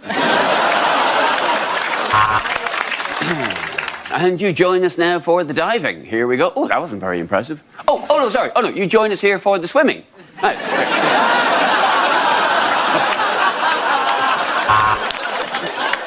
Well, I think from here he's going to go for the top right-hand corner, and he does! That is how you stick on a stamp.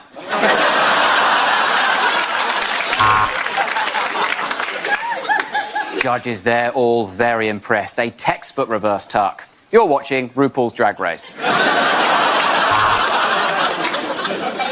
Is that Maria Sharapova or Mark the Week's Olga Koch? Yeah.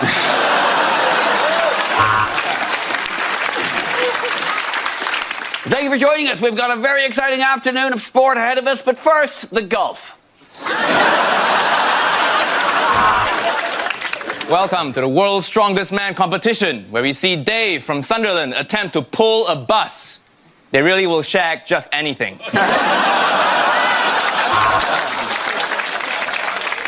And now time for the gay horses. I mean, dressage. And he has rested the ball there perfectly on the cushion. This really is a lovely new saddle they've made for Lance Armstrong. Well, at the start of the day, I asked if he'd got the bottle. Now he has proved he has got the bottle. That is my bottle. Give me my bottle. Will it be gold? Will it be silver? Will it be bronze? Who knows what colour the Russians' urine test will be? Oh, and here they come, running onto the field, completely naked, wearing nothing but shoes. This is an absolute... Sorry? I'm being informed that horses always look like that. This is my first time doing the brand action. At the end of that round, the points go to Olga Human-Rees.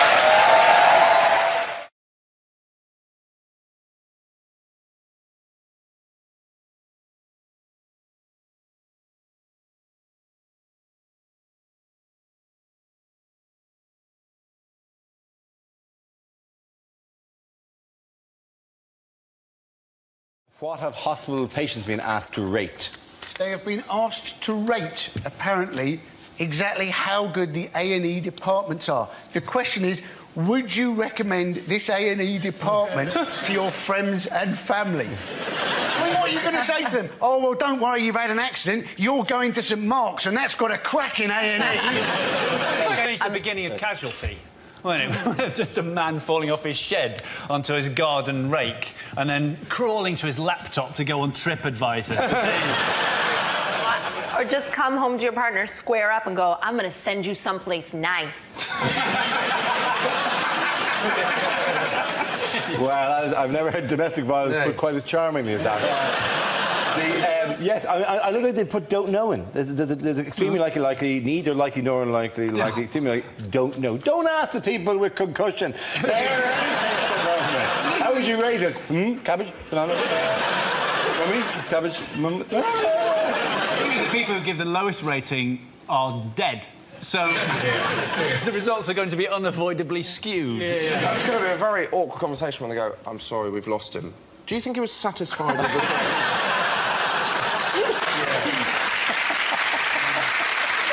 Before he went, did he say whether he enjoyed the food? It's going to be the least accurate survey of all time. Don't ask people questions when they're in pain. And what's your name? Jesus! Another Jesus we've had a lot.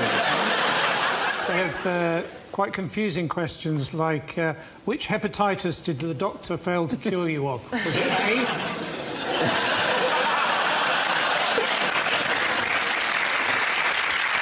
Who has received a hero's welcome at the conference? Batman! Yes, the bit where Batman came. No, not Batman. Oh, Boris.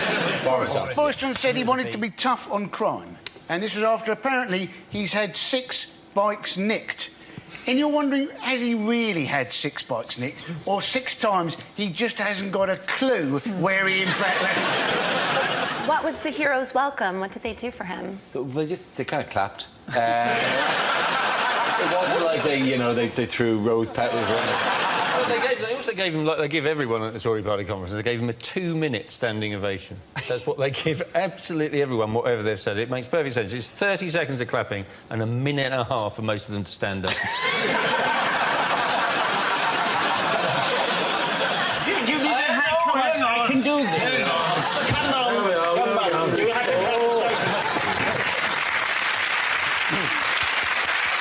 Thank you.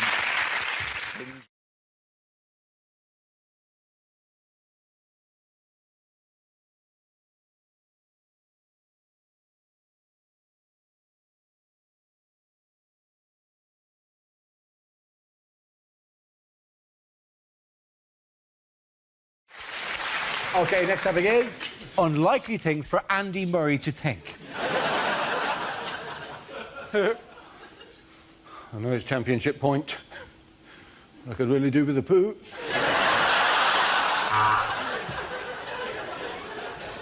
Well, at least now I've won Wimbledon, they'll stop making fun of me on television. Oi, Tim! Look what I've just won! Hey!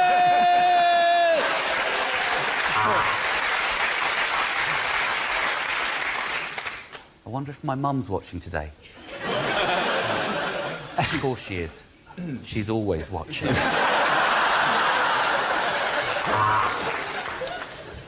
Could break his serve.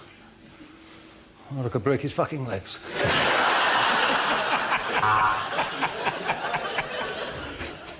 I remember when I used to train. What is that? He's in the room. So, I remember when I used to train in Scotland, I was a lot more unhealthier. I used to serve with a potato instead of a ball so I could have lots of chips afterwards.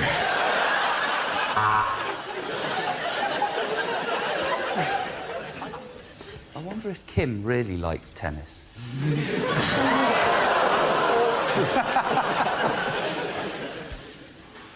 Wish Kim would shut up. Oh, Barney's so funny. So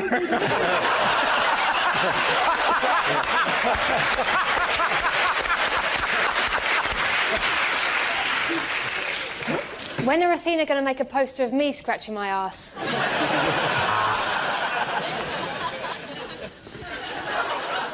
Why do I spend my life trying to hit a fuzzy green apple with a snowshoe?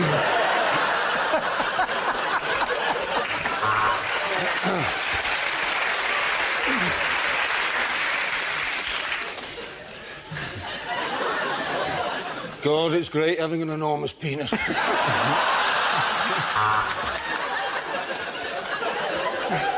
I think I just saw Ivan Lendl raise his eyebrow. That means he's just ejaculated.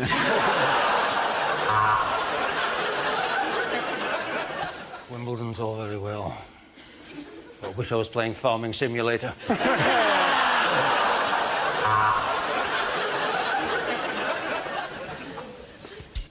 Venus has the arse, Serena's got the tits.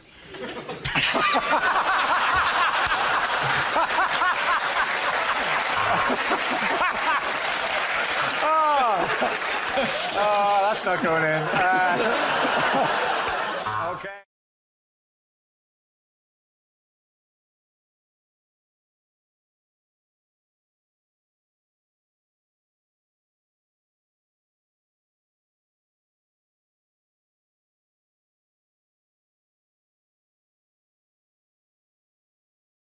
Unlikely lines from a cosmetics commercial. Are you an older woman struggling with her facial hair? Try Gillette, the best a nun can get. Would you like lashes with more volume? Lashes!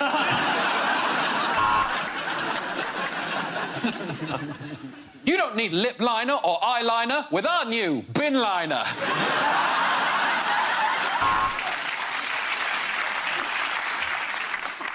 What goes into our true naked, infallible moisture, crushing nature, colour palette body moisturiser?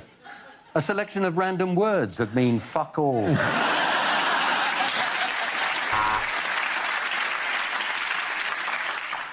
What's my secret for smooth skin? I'm 20.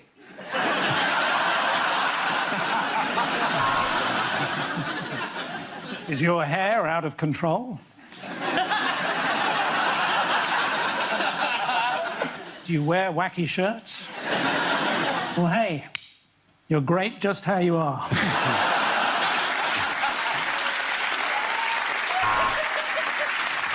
You want fuller, rounder lips? I recommend a nut allergy.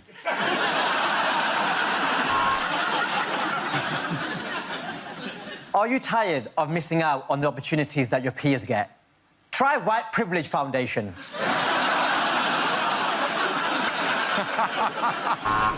Here comes the science. Global warming is real. None of this matters.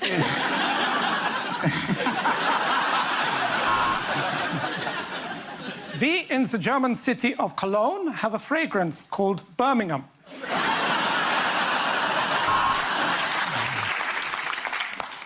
This apricot scrub removes the surface layers to leave you with the smoothest, most rejuvenated apricot you have ever seen.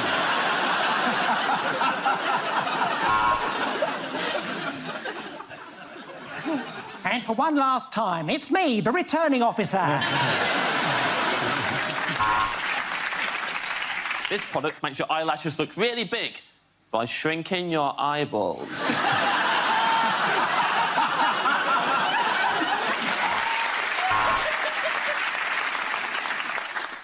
Want that football hooligan a broad look? Why not try oil of ole, ole, ole, ole? Sorry, has anyone seen The Returning Officer?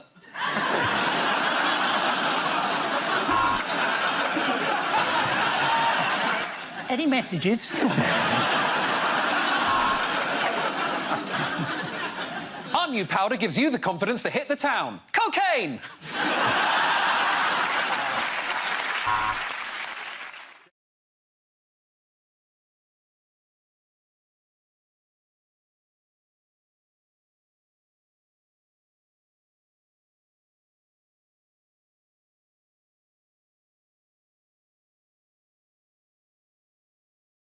Commercials that never made it to air.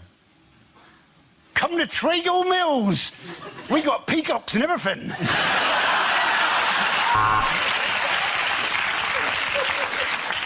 We've got surprises in store. The escalator's broken and the staff know fuck all.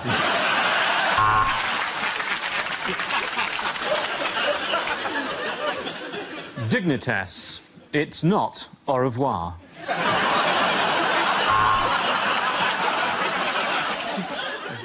Have you had an accident that wasn't your fault and has ruined your life? Next time, use Durex.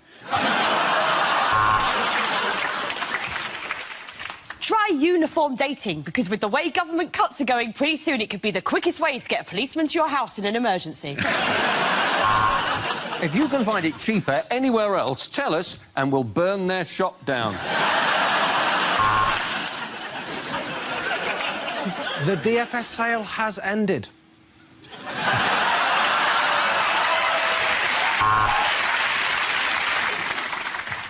Have you been injured whilst doing voluntary work?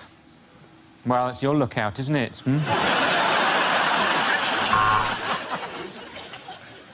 The Dyson hand dryer. It's a perfect way to drown out the sound of somebody having a shit.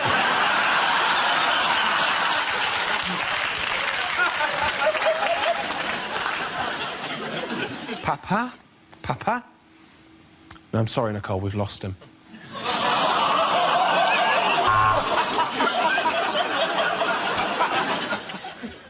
Buy little wine, because poor people shouldn't have to drink cider. Steven Gerrard drinks Lucasade. This has been a Red Bull commercial.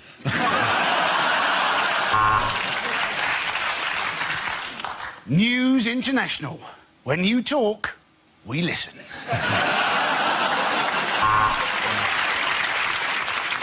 To qualify for second meerkat toy, Alexander has invaded Ukraine.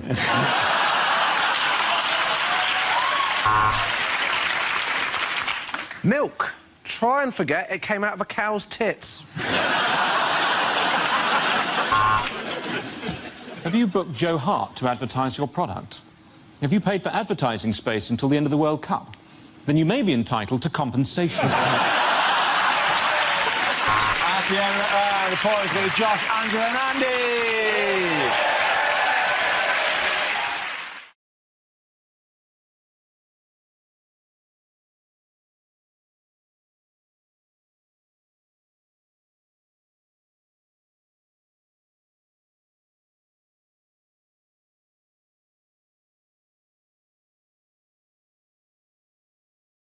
Lines you wouldn't hear in a TV detective show.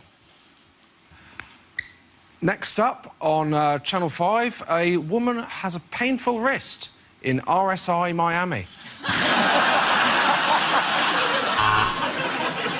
Of course I dusted for Prince. I'm his cleaner, and he prefers to be known as the artist formerly known as Prince.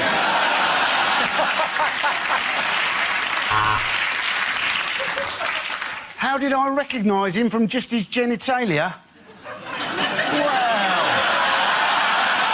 it was the red and blue paisley pyjamas around the outside.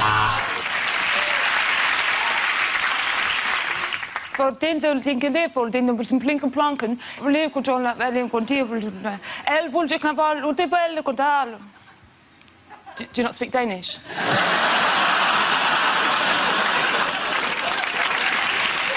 This week, Rosemary and Thyme are joined by two Indian detectives.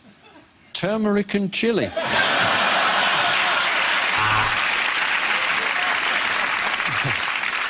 You're going to arrest me for making lewd and childish innuendos? I hope you don't expect me to come quietly.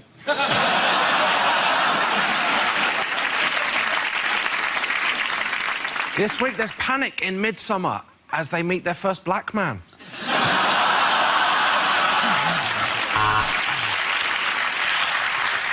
Ah, you said it was a whodunit. Yeah, we arrested Hugh Dennis.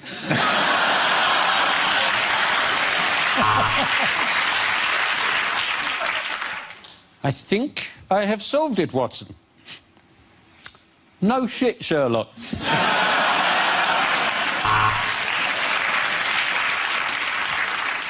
There has been a heinous crime committed on the Orient Express. Somebody has done a shit while the train was still in a station.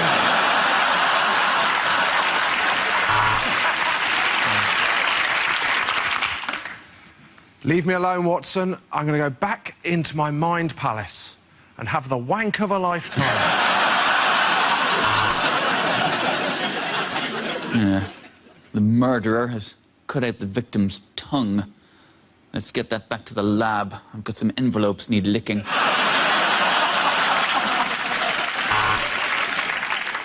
Now, Constable, the fact that you've had to redo the chalk outline 17 times should surely be an indication that the victim is still alive.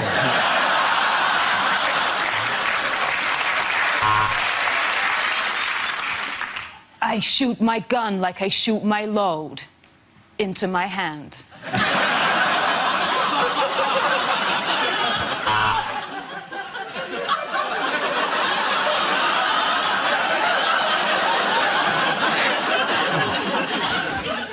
You're under arrest. You're not obliged to say anything, but anything you do say means you'll be an actor rather than an extra and you get paid a bit more.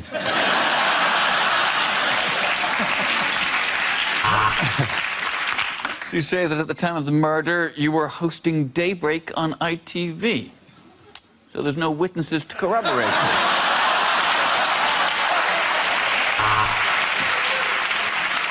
Hello, we're the fashion police. Let's see the body. Oh, blue with green. He deserves to die.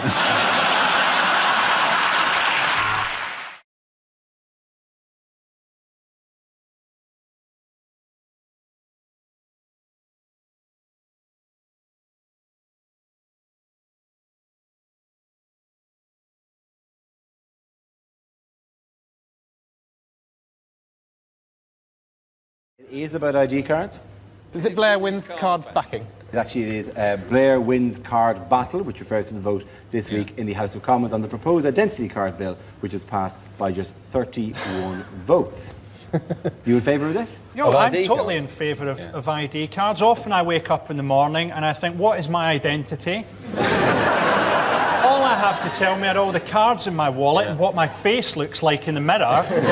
And I've realised that what I really need is to have my identity put on a giant computer like I'm some sort of sex case data. Are you not already on a number of computers as if you were some sort of sex case? You just claimed you're on a sex offender's computer. I don't mind. To be honest, you know, it's so hard to get in the edit of this thing anyway. You might as well just pretend to be a paedophile. You get more screen time. Anyone knows I'm not a paedophile because I don't have a beard. What worries me about it, and it doesn't worry me at all particularly, apart from the biometric testing of the fingerprints and the irises of your eyes, because I don't like the idea of some hairy great border guard staring into my eyes on the basis that some of them might quite enjoy it. A friend of mine actually went to Bulgaria a long time ago, but they looked at his passport, and on his passport photo, he'd actually had a beard, which he'd shaved off before he went on holiday. And so this guard sort of looked a bit confused, and he explained he used to have a beard. This guard actually went and got a bit of fur and gaffer taped it to his face. Looked at him, and then they shot him.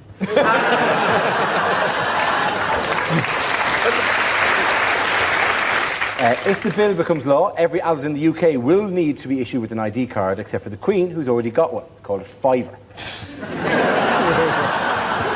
To be fair, she doesn't look anything like that, though, does she? You mean they'll stop her at customs and go, yeah, they'll no, get you down, no, and they'll gaffer tape a beard onto her face. As part of the plan to keep track of suspected terrorists, such as Abu Hamza, the ID cards will feature eye scans and fingerprints. You can't help thinking there's a bit of a flaw there.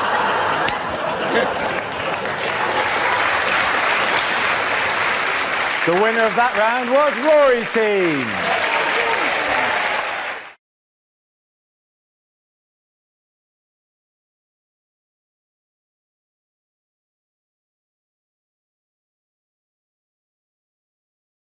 The first subject is unlikely greetings cards. Congratulations, you're 18 on a list of 20 people I'm going to kill. My heart goes out in sympathy. I know your life is torn. I can't believe your dear, sweet mum caught you watching all that porn. Congratulations on conquering your drug and alcohol dependency. We're having a party to celebrate, but you can't come.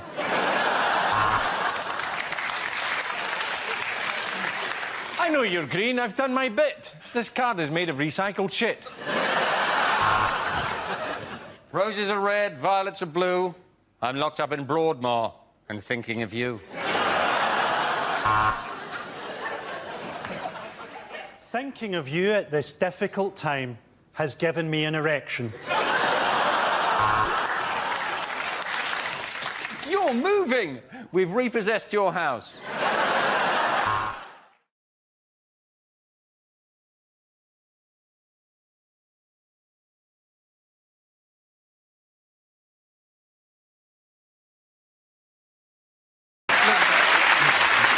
Now we play a round called You Went to NATO, I Went to NATO.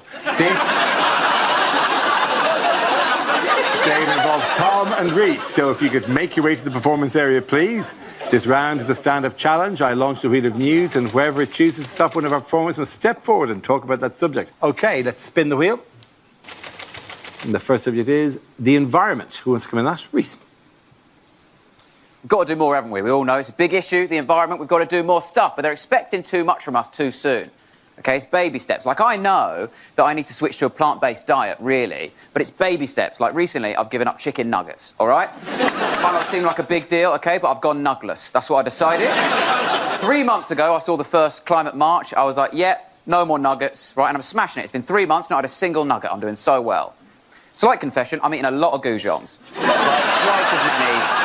And they've got way more real chicken in as well. It's awful for the planet. It's a terrible mistake. I thought we'd solved it with the bags. When we switched to charging 10p for the bag, I thought that was the end of the issue. I thought we'd done it. But it's not enough of a deterrent, is it, 10p, when you're at the checkout and you haven't remembered your canvas bag, and they go, do you want a bag for 10p? Like, well, what's the alternative? I just eat all this now. Yeah. What's for dinner tonight? Oh, cauliflower, mustard and Dettol. Yes. I need a bag, please. Costa are the same. Costa, they'll give you 10p off your coffee if you're taking a reusable cup, right? Because they're like, oh, we're Costa, we care about the environment. No, you don't, mate. If you care about the environment, Costa, why are your receipts the size of a duvet? Get a grip. But it is handy having that 10p, because you can take that 10p and spend it on a plastic bag in Sainsbury's. So it is ideal. No, but I think I know why middle-aged people don't like Greta Thunberg, right? And it's because she makes their kids look shit. Right? brag about your kids with her on the scene. This is parents in the playground stuff now, isn't it? With their parents just going, oh, yeah, oh, is your son Jamie? He's made the football team, has he? Oh, well done. My daughter is the face of the campaign to rescue this planet from the jaws of oblivion. But, good luck with a little kickabout, Jamie. Off you go. Oh, your son, Lucas, he's made his grade 4 cello, has he? Oh, well done. Yeah, my daughter is the reason he might live to see grade 5. Lovely stuff. Thank you very much, Reece. OK, that leaves Tom. Let's see what your topic is. Let's spin the wheel. And it's travel. Travel, OK, fine. Well, I travelled from over there. One of my favourite travel experiences was at secondary school when we went on the school music trip to France. And to get on the school music trip to France, you had to be part of the choir. I was in the choir, and it basically meant you got to hang out with all the other 13-year-old homosexuals who didn't yet realise they were homosexuals and their chatty female friends. And it was a great place to go and learn how to play a show tune on the flute. Not a euphemism. And this was back in the day when it didn't matter where you were going with the school. If you went on any school trip, you had to go by coach. Like, if you go to Australia, you go by coach. This was supposed to be a 5-day trip to France. We spent 2 days on the coach getting there and 2 days getting back. It was basically a day in France. So, on this trip, you really had to make the best of the coach trip. And for me, my favourite bit was when we got to stop off at the French hypermarket. So I thought that would be a great place for me to show off how much better I am than everybody else, because I'd actually been paying attention in French. So I went over to the patisserie and I said to the man there, "Bonjour, je voudrais un croissant, s'il vous plaît." And according to the French classes, the man behind the counter should have responded by saying, "Oui." Il y a un croissant ici, which, when you think about it, is basically the equivalent of someone coming over here and saying, "Hello, I'd like to buy a pasty, please." And then the man behind the counter responding by saying, "Yes!" There is a pasty here. I'm not even mentioning that it's part of a meal deal. So I said, "Bonjour, je voudrais un croissant, s'il vous plaît." And then the man behind the counter responded in normal French by going, blah, blah, blah, blah, blah, blah, blah, blah. I had no idea what he was saying. Blah, blah, blah, blah. I mean, my friend Kevin was no help. The only French he spoke was the French horn, which is a euphemism. I mean, I say they teach us how to speak French. Most of the time, they teach us how to sing it. I mean, I could have stood there and gone, "Quelle est la date de ton anniversaire?" But the idea of a 13-year-old English homosexual standing in the middle of a French hypermarket going, "What is the date of your birthday? Couldn't be any more absurd. So I just responded by saying, "Oui, oui, d'accord, d'accord." Ended up with 8 kilograms of ham. Thank you very, very much. Points there at the top.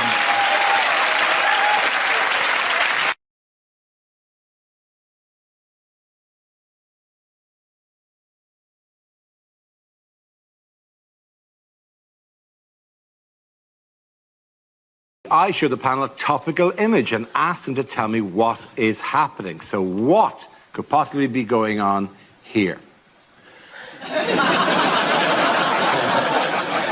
Well, clearly the audience have written their own. Yeah. He's wearing a rosette, so he's just won first prize in standing under a massive pigeon contest. Is he saying, "This isn't what I meant when I said I wanted to meet a big Geordie bird for messy fun"?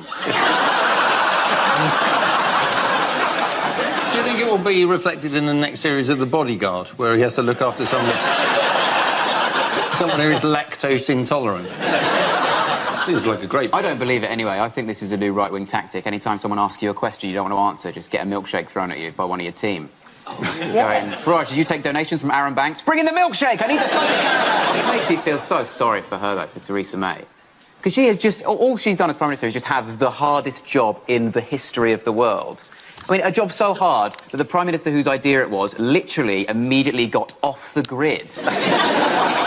It's ridiculous. All she's done for 3 years, she's been criticised for absolutely everything, from her negotiating to her clothes to her shoes, right? And then she finally tries to get one bit of respite, one bit. We're just going, "Look, I'm just going to have a break. I'm just going to go abroad. I'm going to do the one thing that still brings me an ounce of joy: dance." And we're all like, "Oh, you shit to that as well."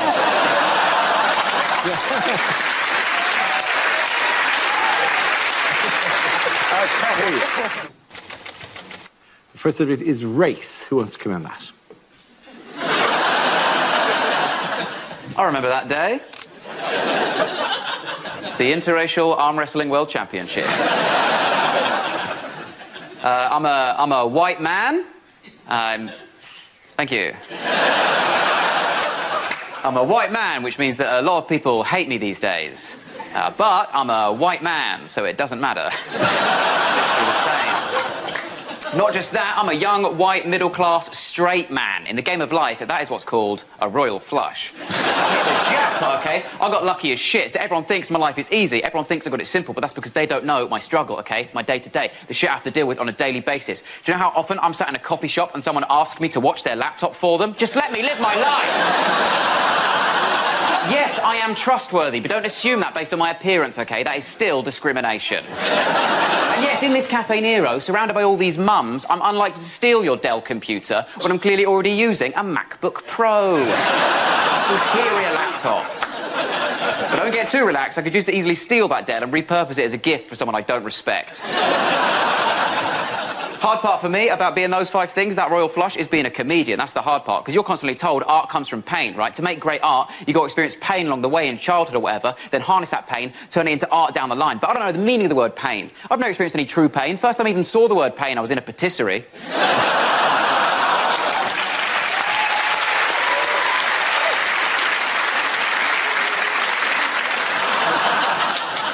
Is it, what position in the job centre queue is Jeremy Kyle?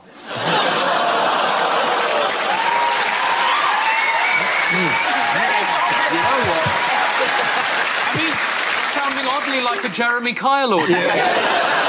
How ironic. You've become the one thing you hate. The second half of this show is just proving Dara is my real dad. Dara, you should have put something on the end of it.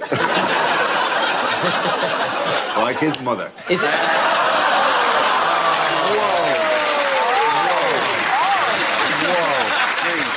How many times when I've referred to my other half was I actually talking about my bum and legs? How many views does the world's least popular porn video have? The question I was looking for was, how many troops is the US talking about sending to the Middle East should tensions continue to escalate with Iran? How did President Trump respond to perceived aggression in the Middle East? By slamming his fist on the table like an angry baby. He responded...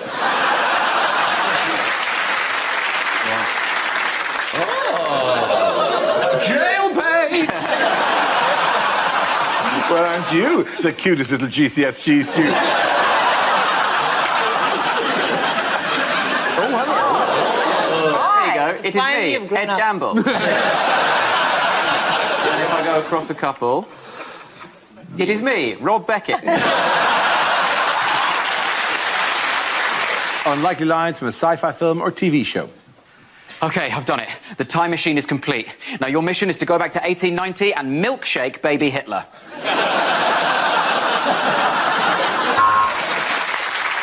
So, I'm the blue Power Ranger, that's the green Power Ranger, that's the yellow Power Ranger, and over there is the white the Power Ranger who wears white.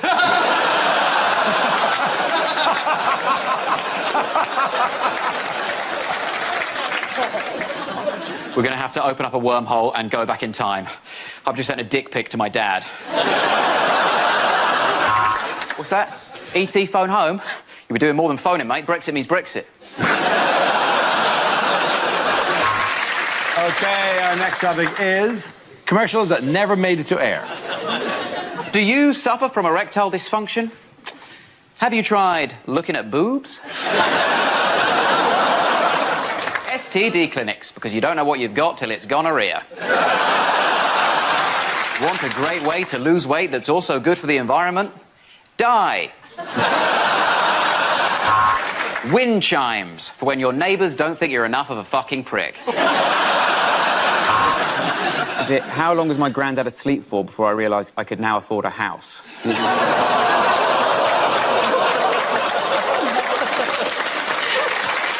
On the one hand, that's quite cold, but also you're making a very strong generational point. Yeah. Reece, your granddad's 35. Is it, for how long did I live rent-free in a stranger's house by pretending I was on the TV show Hunted?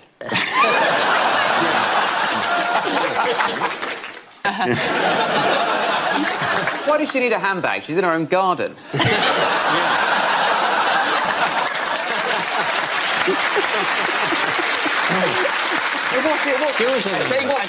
think that's like she's carrying her mace in case the child is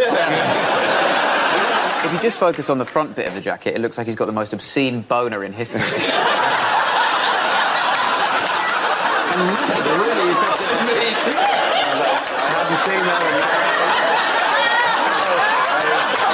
You can't not see it.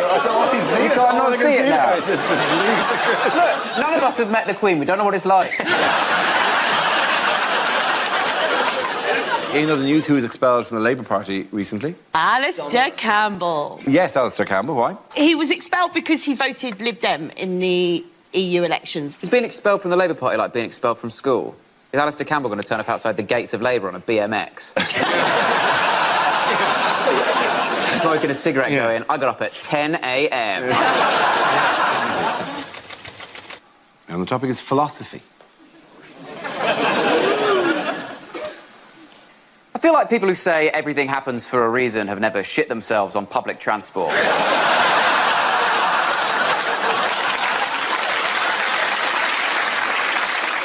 Love these phrases. Love the way people use these phrases now to be deep. The other day, we went to a friend's house. She had this poster, this like framed print of this phrase. It said, "Life is about the journey, not the destination." And I was like, obviously. The destination is death. Otherwise, that just says life is about death. And that's a bit heavy for your downstairs bathroom, as far as I'm concerned. Heard this one the other day, heard someone say, don't have regrets. You mustn't have regrets, because whatever you did was at one point exactly what you wanted. I was like, so? I'm an idiot. At one point, I paid for the Crazy Frog ringtone. I don't know shit. At one point, I bought a little chair for my old Nokia mobile phone. My judgment is abysmal. At one point, I sucked on the breast of my own mother. Doesn't mean I don't regret New Year's Eve 2012. People change. The way that karma has been hijacked by so many young people does my head, and all these young people all the time going, yeah, I believe in karma, I live my life by karma, because I believe if you do good things will happen to you. So that's why I do good things, so that good things will happen to me, and I think, well, then you're a piece of shit. Just do a good deed. Who lives their life like that? Constantly looking back, analysing, seeing if their good deed paid off and they got something good in return. You know, who's getting a promotion at work thinking, oh, that because he gave that bad old pair of trainers to Oxfam last week? You know, who's getting a hand job thinking, oh, that because I helped that old lady cross the street? That's not karma. That's just a very grateful old lady. When people say he's got the Tory leadership election in the bag, is this the bag they're talking about? Isn't it mad that Boris is just a man who once hosted a comedy panel show and soon he is going to be the leader of this country? Dara, you have wasted your power. You've had all this power built up and you just used it to make robots fight. I'm playing a long game, mate. I'm playing a long game. We're burying the lead here. Rhys James from the future has come back to warn past Rhys James.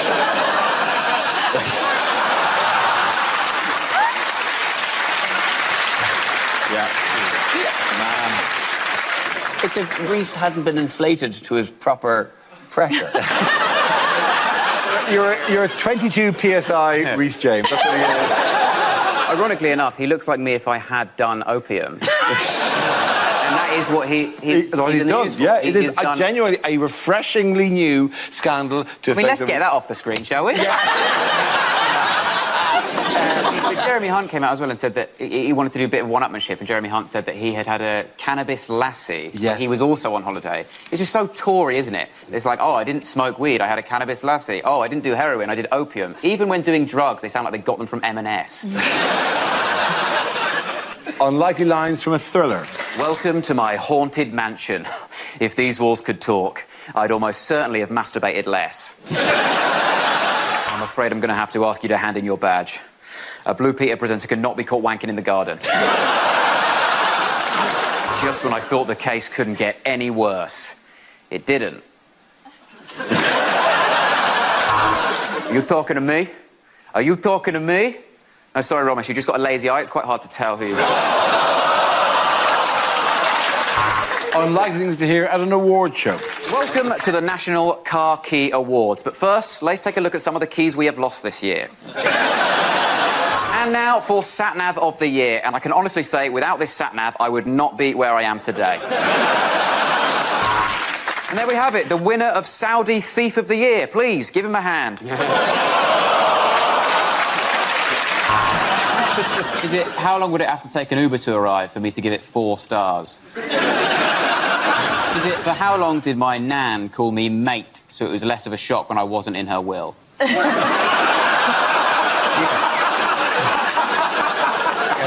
What is the actual correct... How long will the Royal Mail take to deliver postal votes over Christmas? This reminds me of the time that my family had to get rid of a load of uninflated 90th birthday balloons. Right, look, every week you tweet in saying, bring back Frankie. What do you want? I'm just a bit worried that Reece seems a bit down on the election. I'm wondering, is that because 16-year-olds... I don't know why they didn't let 16-year-olds vote. I mean, just call the bluff. Right, just because you're allowed to do something when you're 16 doesn't mean you're going to do it, right? Yeah, yeah. And I know that because you're allowed to have sex when you're 16. In other news, which influential figure in Parliament stepped down this week? John Bercow. John Bercow did step down this week, yes. I didn't know that his name was Bercow. I thought he was called John Burke, and it's just he's got a really laddie nickname. For years, I've been Bercow! He's a Burkemeister! Burkenstein in the house. He sort of does the same job as you, doesn't he? Yeah, good guy. He just sort of sits there, kind of moving it along, giving out sort of fake points that don't mean anything, and he absolutely refuses to stand up. Would you do the job, Dara? Would you take the Speaker of the House of Parliament? Instead of shouting order, you could just press your little buzzer. I feel... What's going on here? Is this the annual meeting of people who'd ask you which motorway you took to get there? They're all looking in different directions, slightly. Just slightly. Just like, yeah. So, like, are all their mums with different cameras on the other side of that? Things you wouldn't hear over a tannoy. And if you look out of the window on your left, you will see Christ the Redeemer, because I've crashed the plane and this is the afterlife. Just a reminder that when we asked you to report anything that doesn't look right, we meant sort of like terrorist stuff, not just a baby wearing ripped jeans.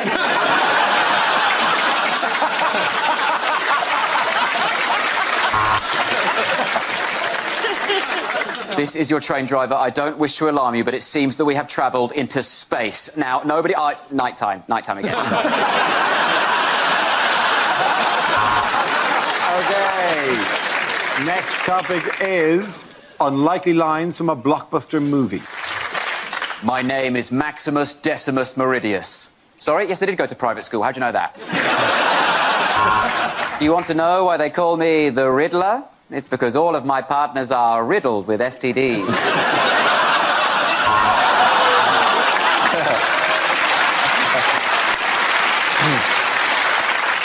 I've never seen a foreskin. He looks like he's just come out of a toilet he's left an awful smell in. So is he saying, I'd leave means leave it a minute if I was... Is this CGI of what Homer Simpson would look like if he was a man?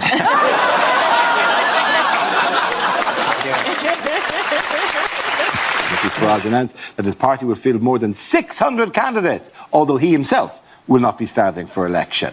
What did you think of his strategy, of his launch? Well, it's weird, because he's saying that he's going to field 600 candidates, but he's not standing himself, and he also won't tell us any of their names.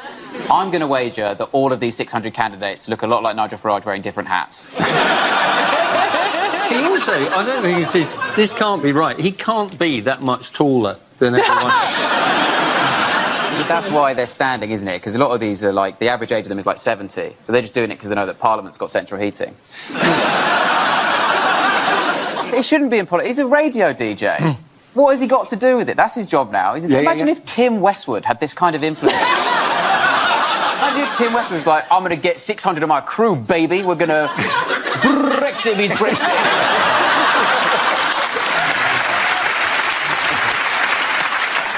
How many times when trying to buy alcohol have I had to say the phrase, would a 17-year-old have a nectar card?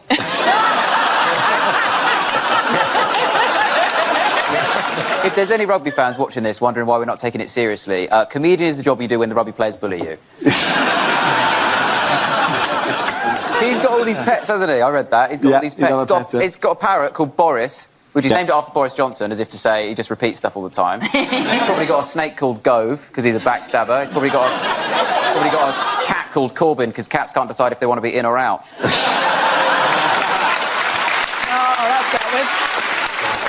Is this the world's most difficult to claim insurance?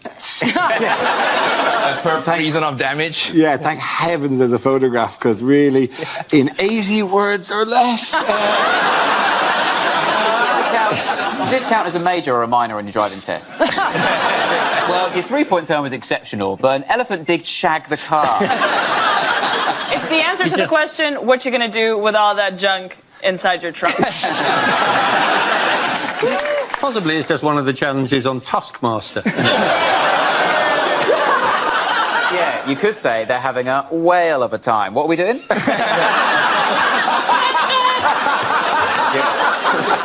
Unlikely things to hear in a religious programme. And Jesus was born in a manger, surrounded by sandwiches and cappuccinos, for this was a Preta manger. Welcome to the show in which a man wearing a turban will help you when you can't get through the chain barriers. This is Seek Assistance. And God said, "Let there be light," and there was light. And then he created Eve, but he didn't fancy her, so he switched off his light, because no likey, no lighty.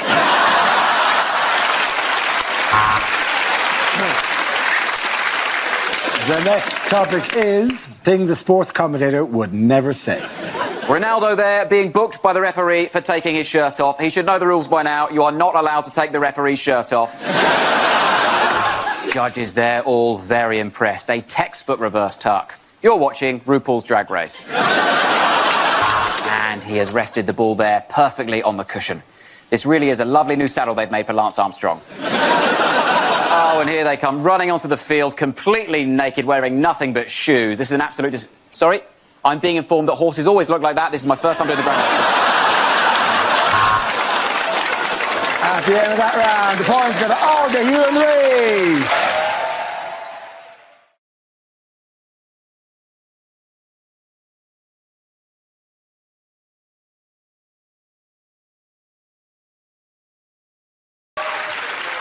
Bad things to hear on a commercial space flight. Houston, I don't like cliches, but... This is a passenger announcement. There's no need to panic, but can anybody here speak Klingon? You're an alien. Allow me to shake you by the hand. That's not my hand.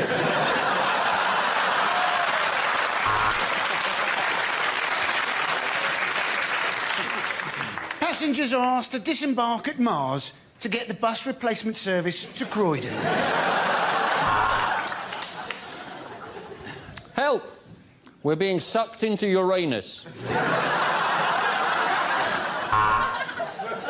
Alien! I'm giving birth to an alien! Your faces.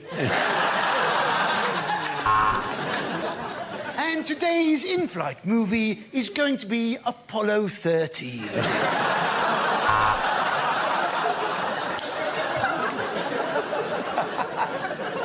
Can anyone fly a rocket? I'm afraid the captain's been shagging the stewardess and he's burnt up on re-entry.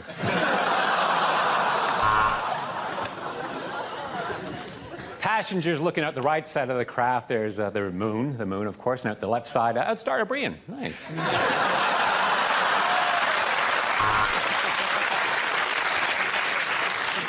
In the event there is a loss of cabin pressure, your blood will literally boil and you'll explode.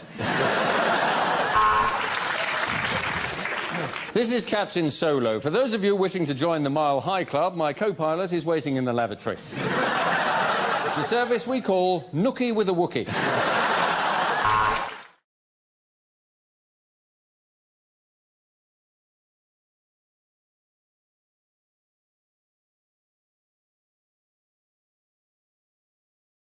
The first subject is unlikely things for a sports commentator to say.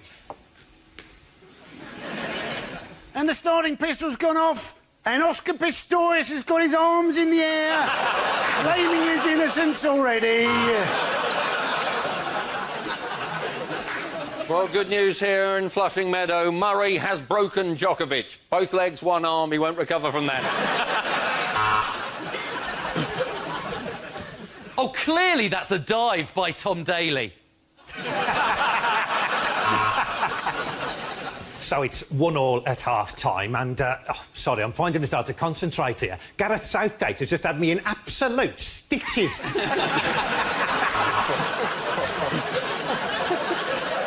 And that's an unfortunate wardrobe malfunction for the Ukrainian women shot putter there as a bollock pops out. Well, do you know, I've completely forgotten when England won the World Cup.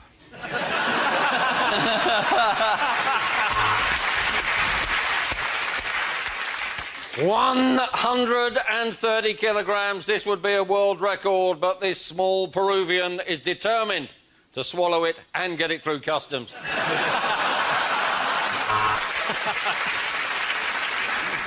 And as he approaches the corner at 200 miles an hour, they really need to check out this cyclist for drugs.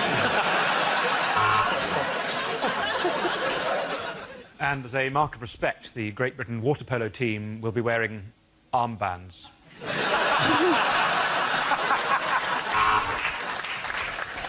Croquet does not get better than this.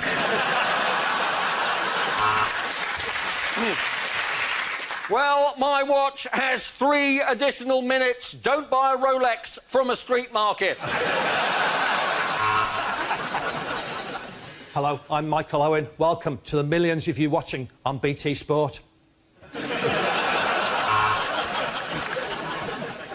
And he's got 4 off 1 ball. There's a lot of children that Lance Armstrong has fathered. And the sumo wrestler grunts as his opponent enters the ring. Pretty sure that move's illegal. Well, it's 1:30 and the covers are still on. Kevin Peterson simply won't get out of fucking bed.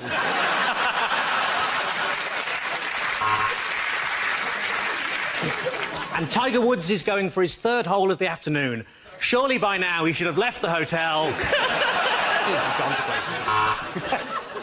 And welcome to the 2020 Tokyo Olympic sailing competition. Oh my God, Godzilla! Ah!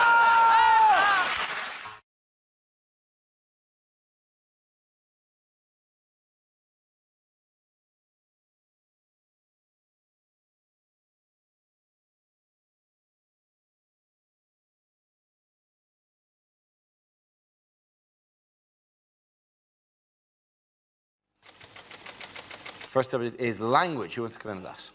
Chris. Language, apparently, was developed by humans to help them during hunting. That's what people will tell you. I don't buy that. I think language is more likely to have developed spontaneously, probably between a cave couple who were just furious with each other, incandescent with rage, but completely incapable of expressing their emotion. Each other in the cave mouth going until something had to give. And one of them finally snapped and went, "You prick!" And they all went, "Oh, it's all coming out now, isn't it? Never clean this cave up. This place is a tip." "Well, why didn't you say something before?" "Well, I couldn't, could I?" "You're a pig, you are. My mother warned me about you." "Oh, really? How?" Bantu, the Bantu languages of the southern African peoples, they speak with a system of clicks and tuts, this kind of using their throat and their tongue, and constantly surrounded by horses they've no need of. It's a nightmare for them. Bantu for go away horses. They're screwed, really, isn't it? Thank you very much, Chris. OK, let's spin the wheel again. The subject is home life. Who wants to come in on that? Sarah. My home life involves no children. I don't really like children. And if you ask, most of my female friends don't have kids. If you ask any woman who doesn't have kids what would worry them about having kids, the answer would always be childbirth. From what I understand of childbirth, it changes you downstairs, doesn't it? It changes you downstairs. I quite like my downstairs the way it is, thanks very much. Certainly don't want an extension. But it's bound to change, though, isn't it? Because you're forcing a person out. That's what you're doing. You're forcing a person out. I've never forced a person out. I forced a couple in. But I was in a shop recently, and this little boy came running over to me, put his hand in mine and shouted, "Mammy!" And I thought, oh, sometimes forget me keys, but I think I'd remember that. his dad came over and I thought, I wonder if this is the best chat-up line ever, and his dad's going to go, no, no, that's not your mammy. Remember, your mammy left us because my willy's too big.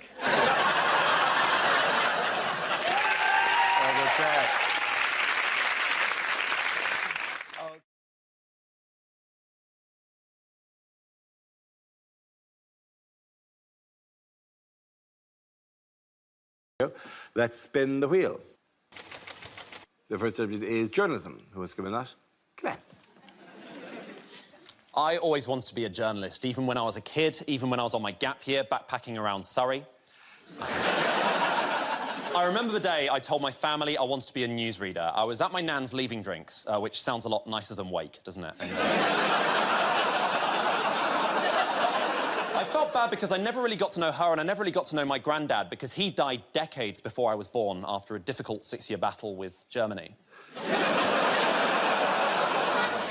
I remember my grandmother told me just before she died, she said, Glenn, it doesn't matter what you achieve in life. It doesn't matter what you achieve. As long as by the end of your life you're happy and you can afford your own bed, that's all you need.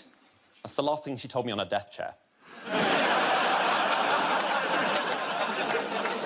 I used to love being a newsreader. Before that, I was a roving reporter, and it was great fun. I got to travel the world, got to learn new languages. Before that, I couldn't really speak any other languages. I could speak some French. I could say, like, hi, my name is Glenn. I would like 2 baguettes, please, but apparently that's still English. Once I even got to be a red carpet reporter. I got to stand on the red carpet for the National Voiceover Awards. It was amazing. I got to interview the guy that had just won the award for best work in disguising a victim's voice on Crime Watch. And I remember saying to him, you must be so delighted for your award. And he said, well, there's just so many people I'd like to thank. Very good, very good.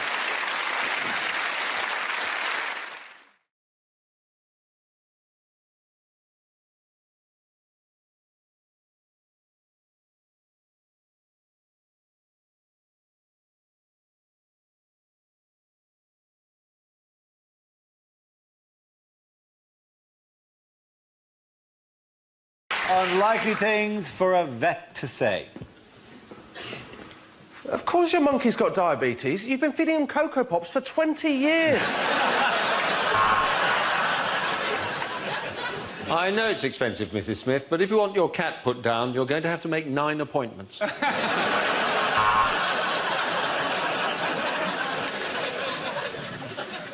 No, I'm afraid Timmy won't be coming out of hibernation soon, and that's because he's not actually a tortoise, he's a Freybentos pie.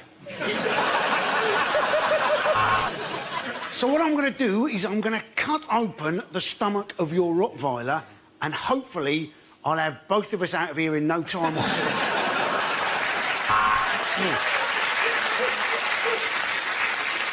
Oh, if only they could talk, I'd be in prison.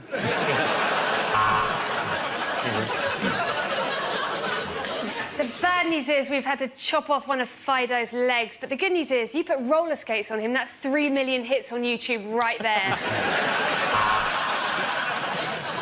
You're right, Mrs. Thomas. This is the first beaver I've seen. Now, what pet have you brought in?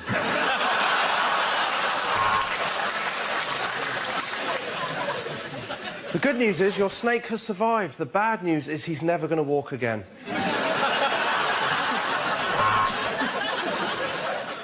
Well, sir, if you think this treatment is too expensive, I suggest you get your meerkat to find somewhere cheaper.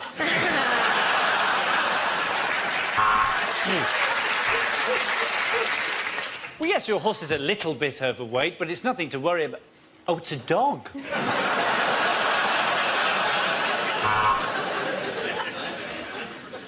We just had the test results back on the cows, and it's not good, I'm afraid. They're 10% horse meat.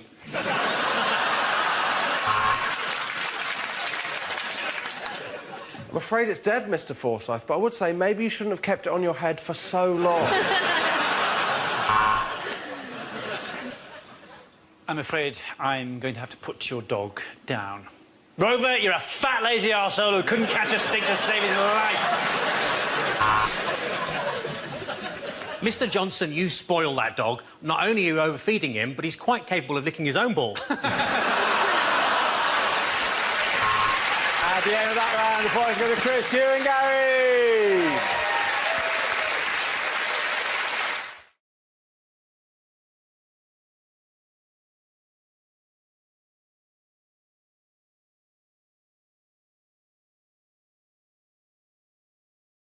Things you wouldn't hear on a medical show. I'm sorry, I know nothing about the inner workings of the human body. Honestly, hand on my heart, it's... I'm Dr. Christian, and remember, however embarrassing your condition is, you'll never look as weird as I do. Health officials have shut down the village fete. Apparently there was an outbreak of tombola. I think we've got the balance about right here. The hospital is clean, but the nurses are filthy.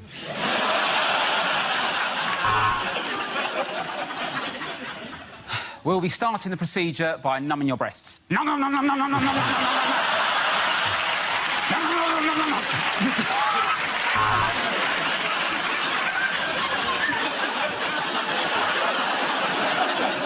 Well, that really is an enormous growth, Mr. Thomas. I think it might be better to leave it and remove you.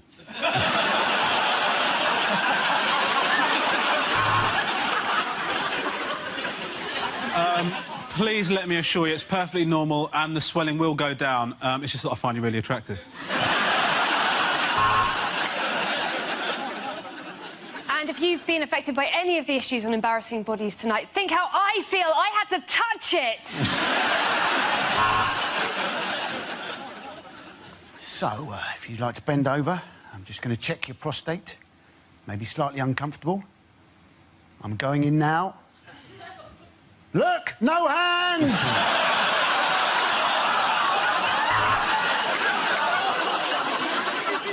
Now, our next guest, believe it or not, is both a poo and a lice inspector. Sorry, police inspector.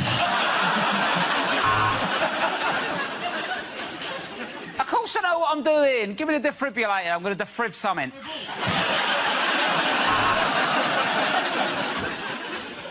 Yes, I'm afraid it's the big C. Yep. Jeremy Hunt is paying the hospital a visit.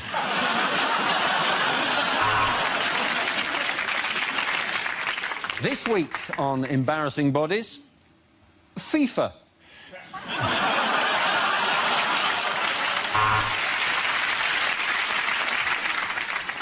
I'm afraid there's been a problem with your X-ray. He's put a sex tape of you up on the internet.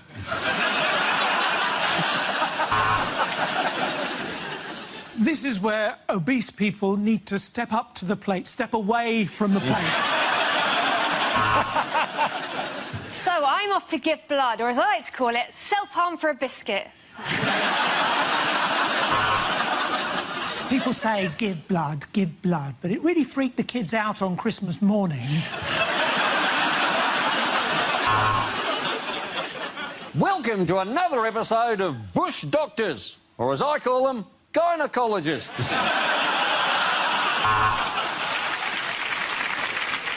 In just 1 week on a lad's holiday, Kevin got an STD, had his stomach pumped and lost a finger. Legend!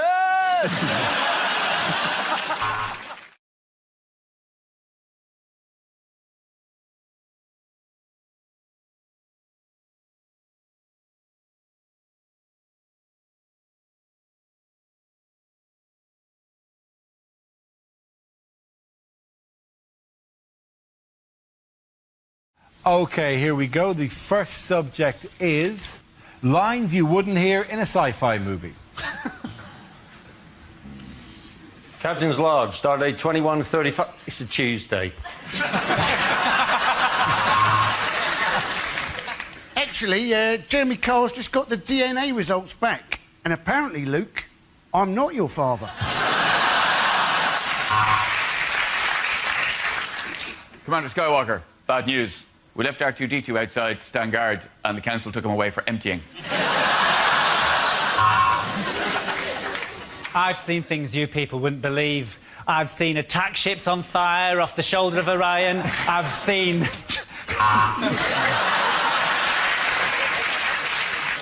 There's a giant Satsuma in front of the ship. Go to orange alert. First, there were snakes on the plane. Now the British remake, Wasp in a car. You can't win, Darth. If you strike me down now, I shall become more powerful. Get off, you prick!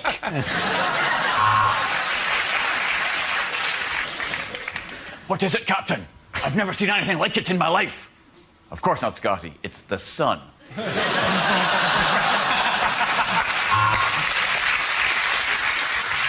Since you have got your laser gun trained on me, I've got a bit of stubborn hair just here.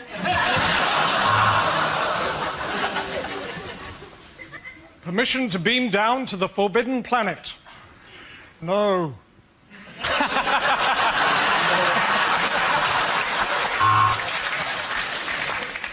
I can see dead people. That's because I'm watching UK TV Gold. Here are the sci-fi football results. R2D2. C3P 0.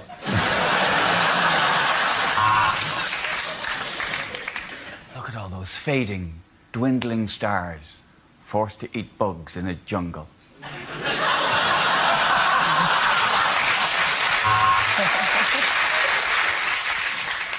If you leave our protection, you will almost definitely die. Scotty, do you still want independence?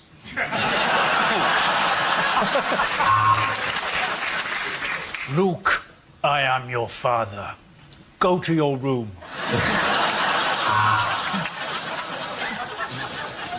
Captain, I don't like it when you call me Spock Face.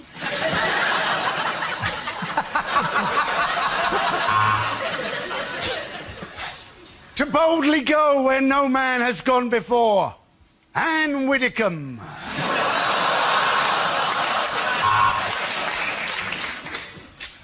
How many Klingons does it take to change a dilithium crystal?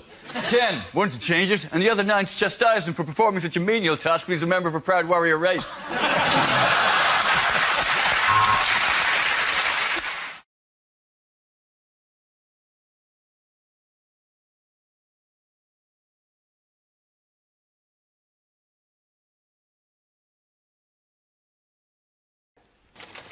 The subject is media. Who wants to come in on that? Jack. You hear the weirdest things on news reports. I was watching one a couple of months ago about the Californian forest fires. I genuinely heard a man say that apparently 300 mobile homes have been destroyed. Now, I don't know whether there are that many advantages to a mobile home, if any, but one of the main ones, the big selling point of the mobile home, is that you're not really tied down to an area, especially if the said area is on fire. I also saw the most ludicrous one ever, which was a guy on the news, a so-called expert, say that apparently obesity is now a bigger threat to this country than Al-Qaeda. It's definitely not. What would you rather have sat opposite you on the train on your way home? Some mental guy with a beard and like a 100-yard stare with a rucksack full of Semtex? Or just a jolly little fat kid with a rucksack full of Quavers?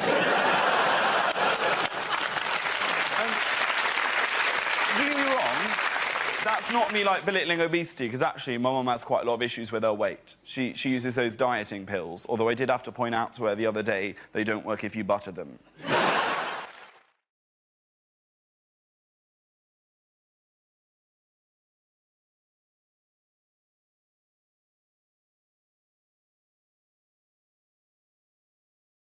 Unlikely agony aunt letters. Dear Deirdre, why does semen make you fat?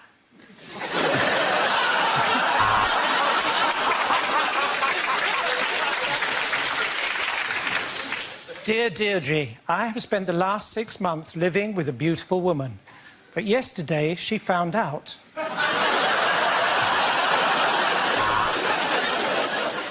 Dear Deirdre, I swear Eastern European meerkats are trying to sell me car insurance. Am I going mad? Dear Deirdre, last time I wrote to you, you told me that there was nothing wrong with masturbation. Why then, yesterday, did I get thrown off the bus?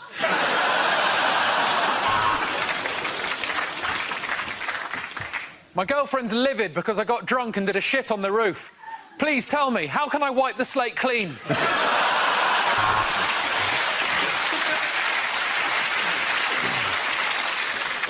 I have terrible trust issues. Please help me, Deirdre, if that's your real name.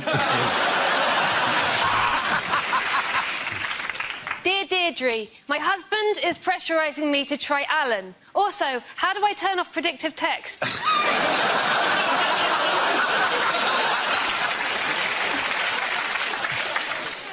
Dear Deirdre, I have just bought a diesel VW and I am fuming.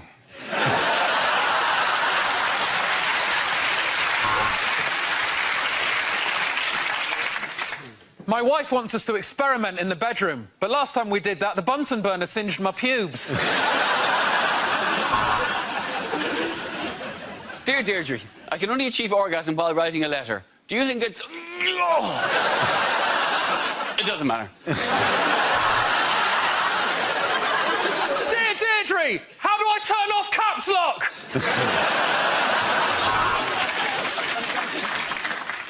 Dear Deirdre, look, I'm not going to beat around the bush. Is there any other tips on satisfying my wife?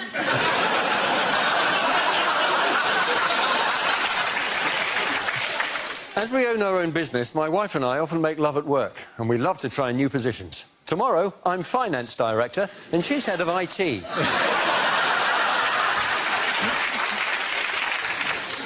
Dear Deirdre, I have a mole on the end of my penis. How much trouble am I in with the RSPCA?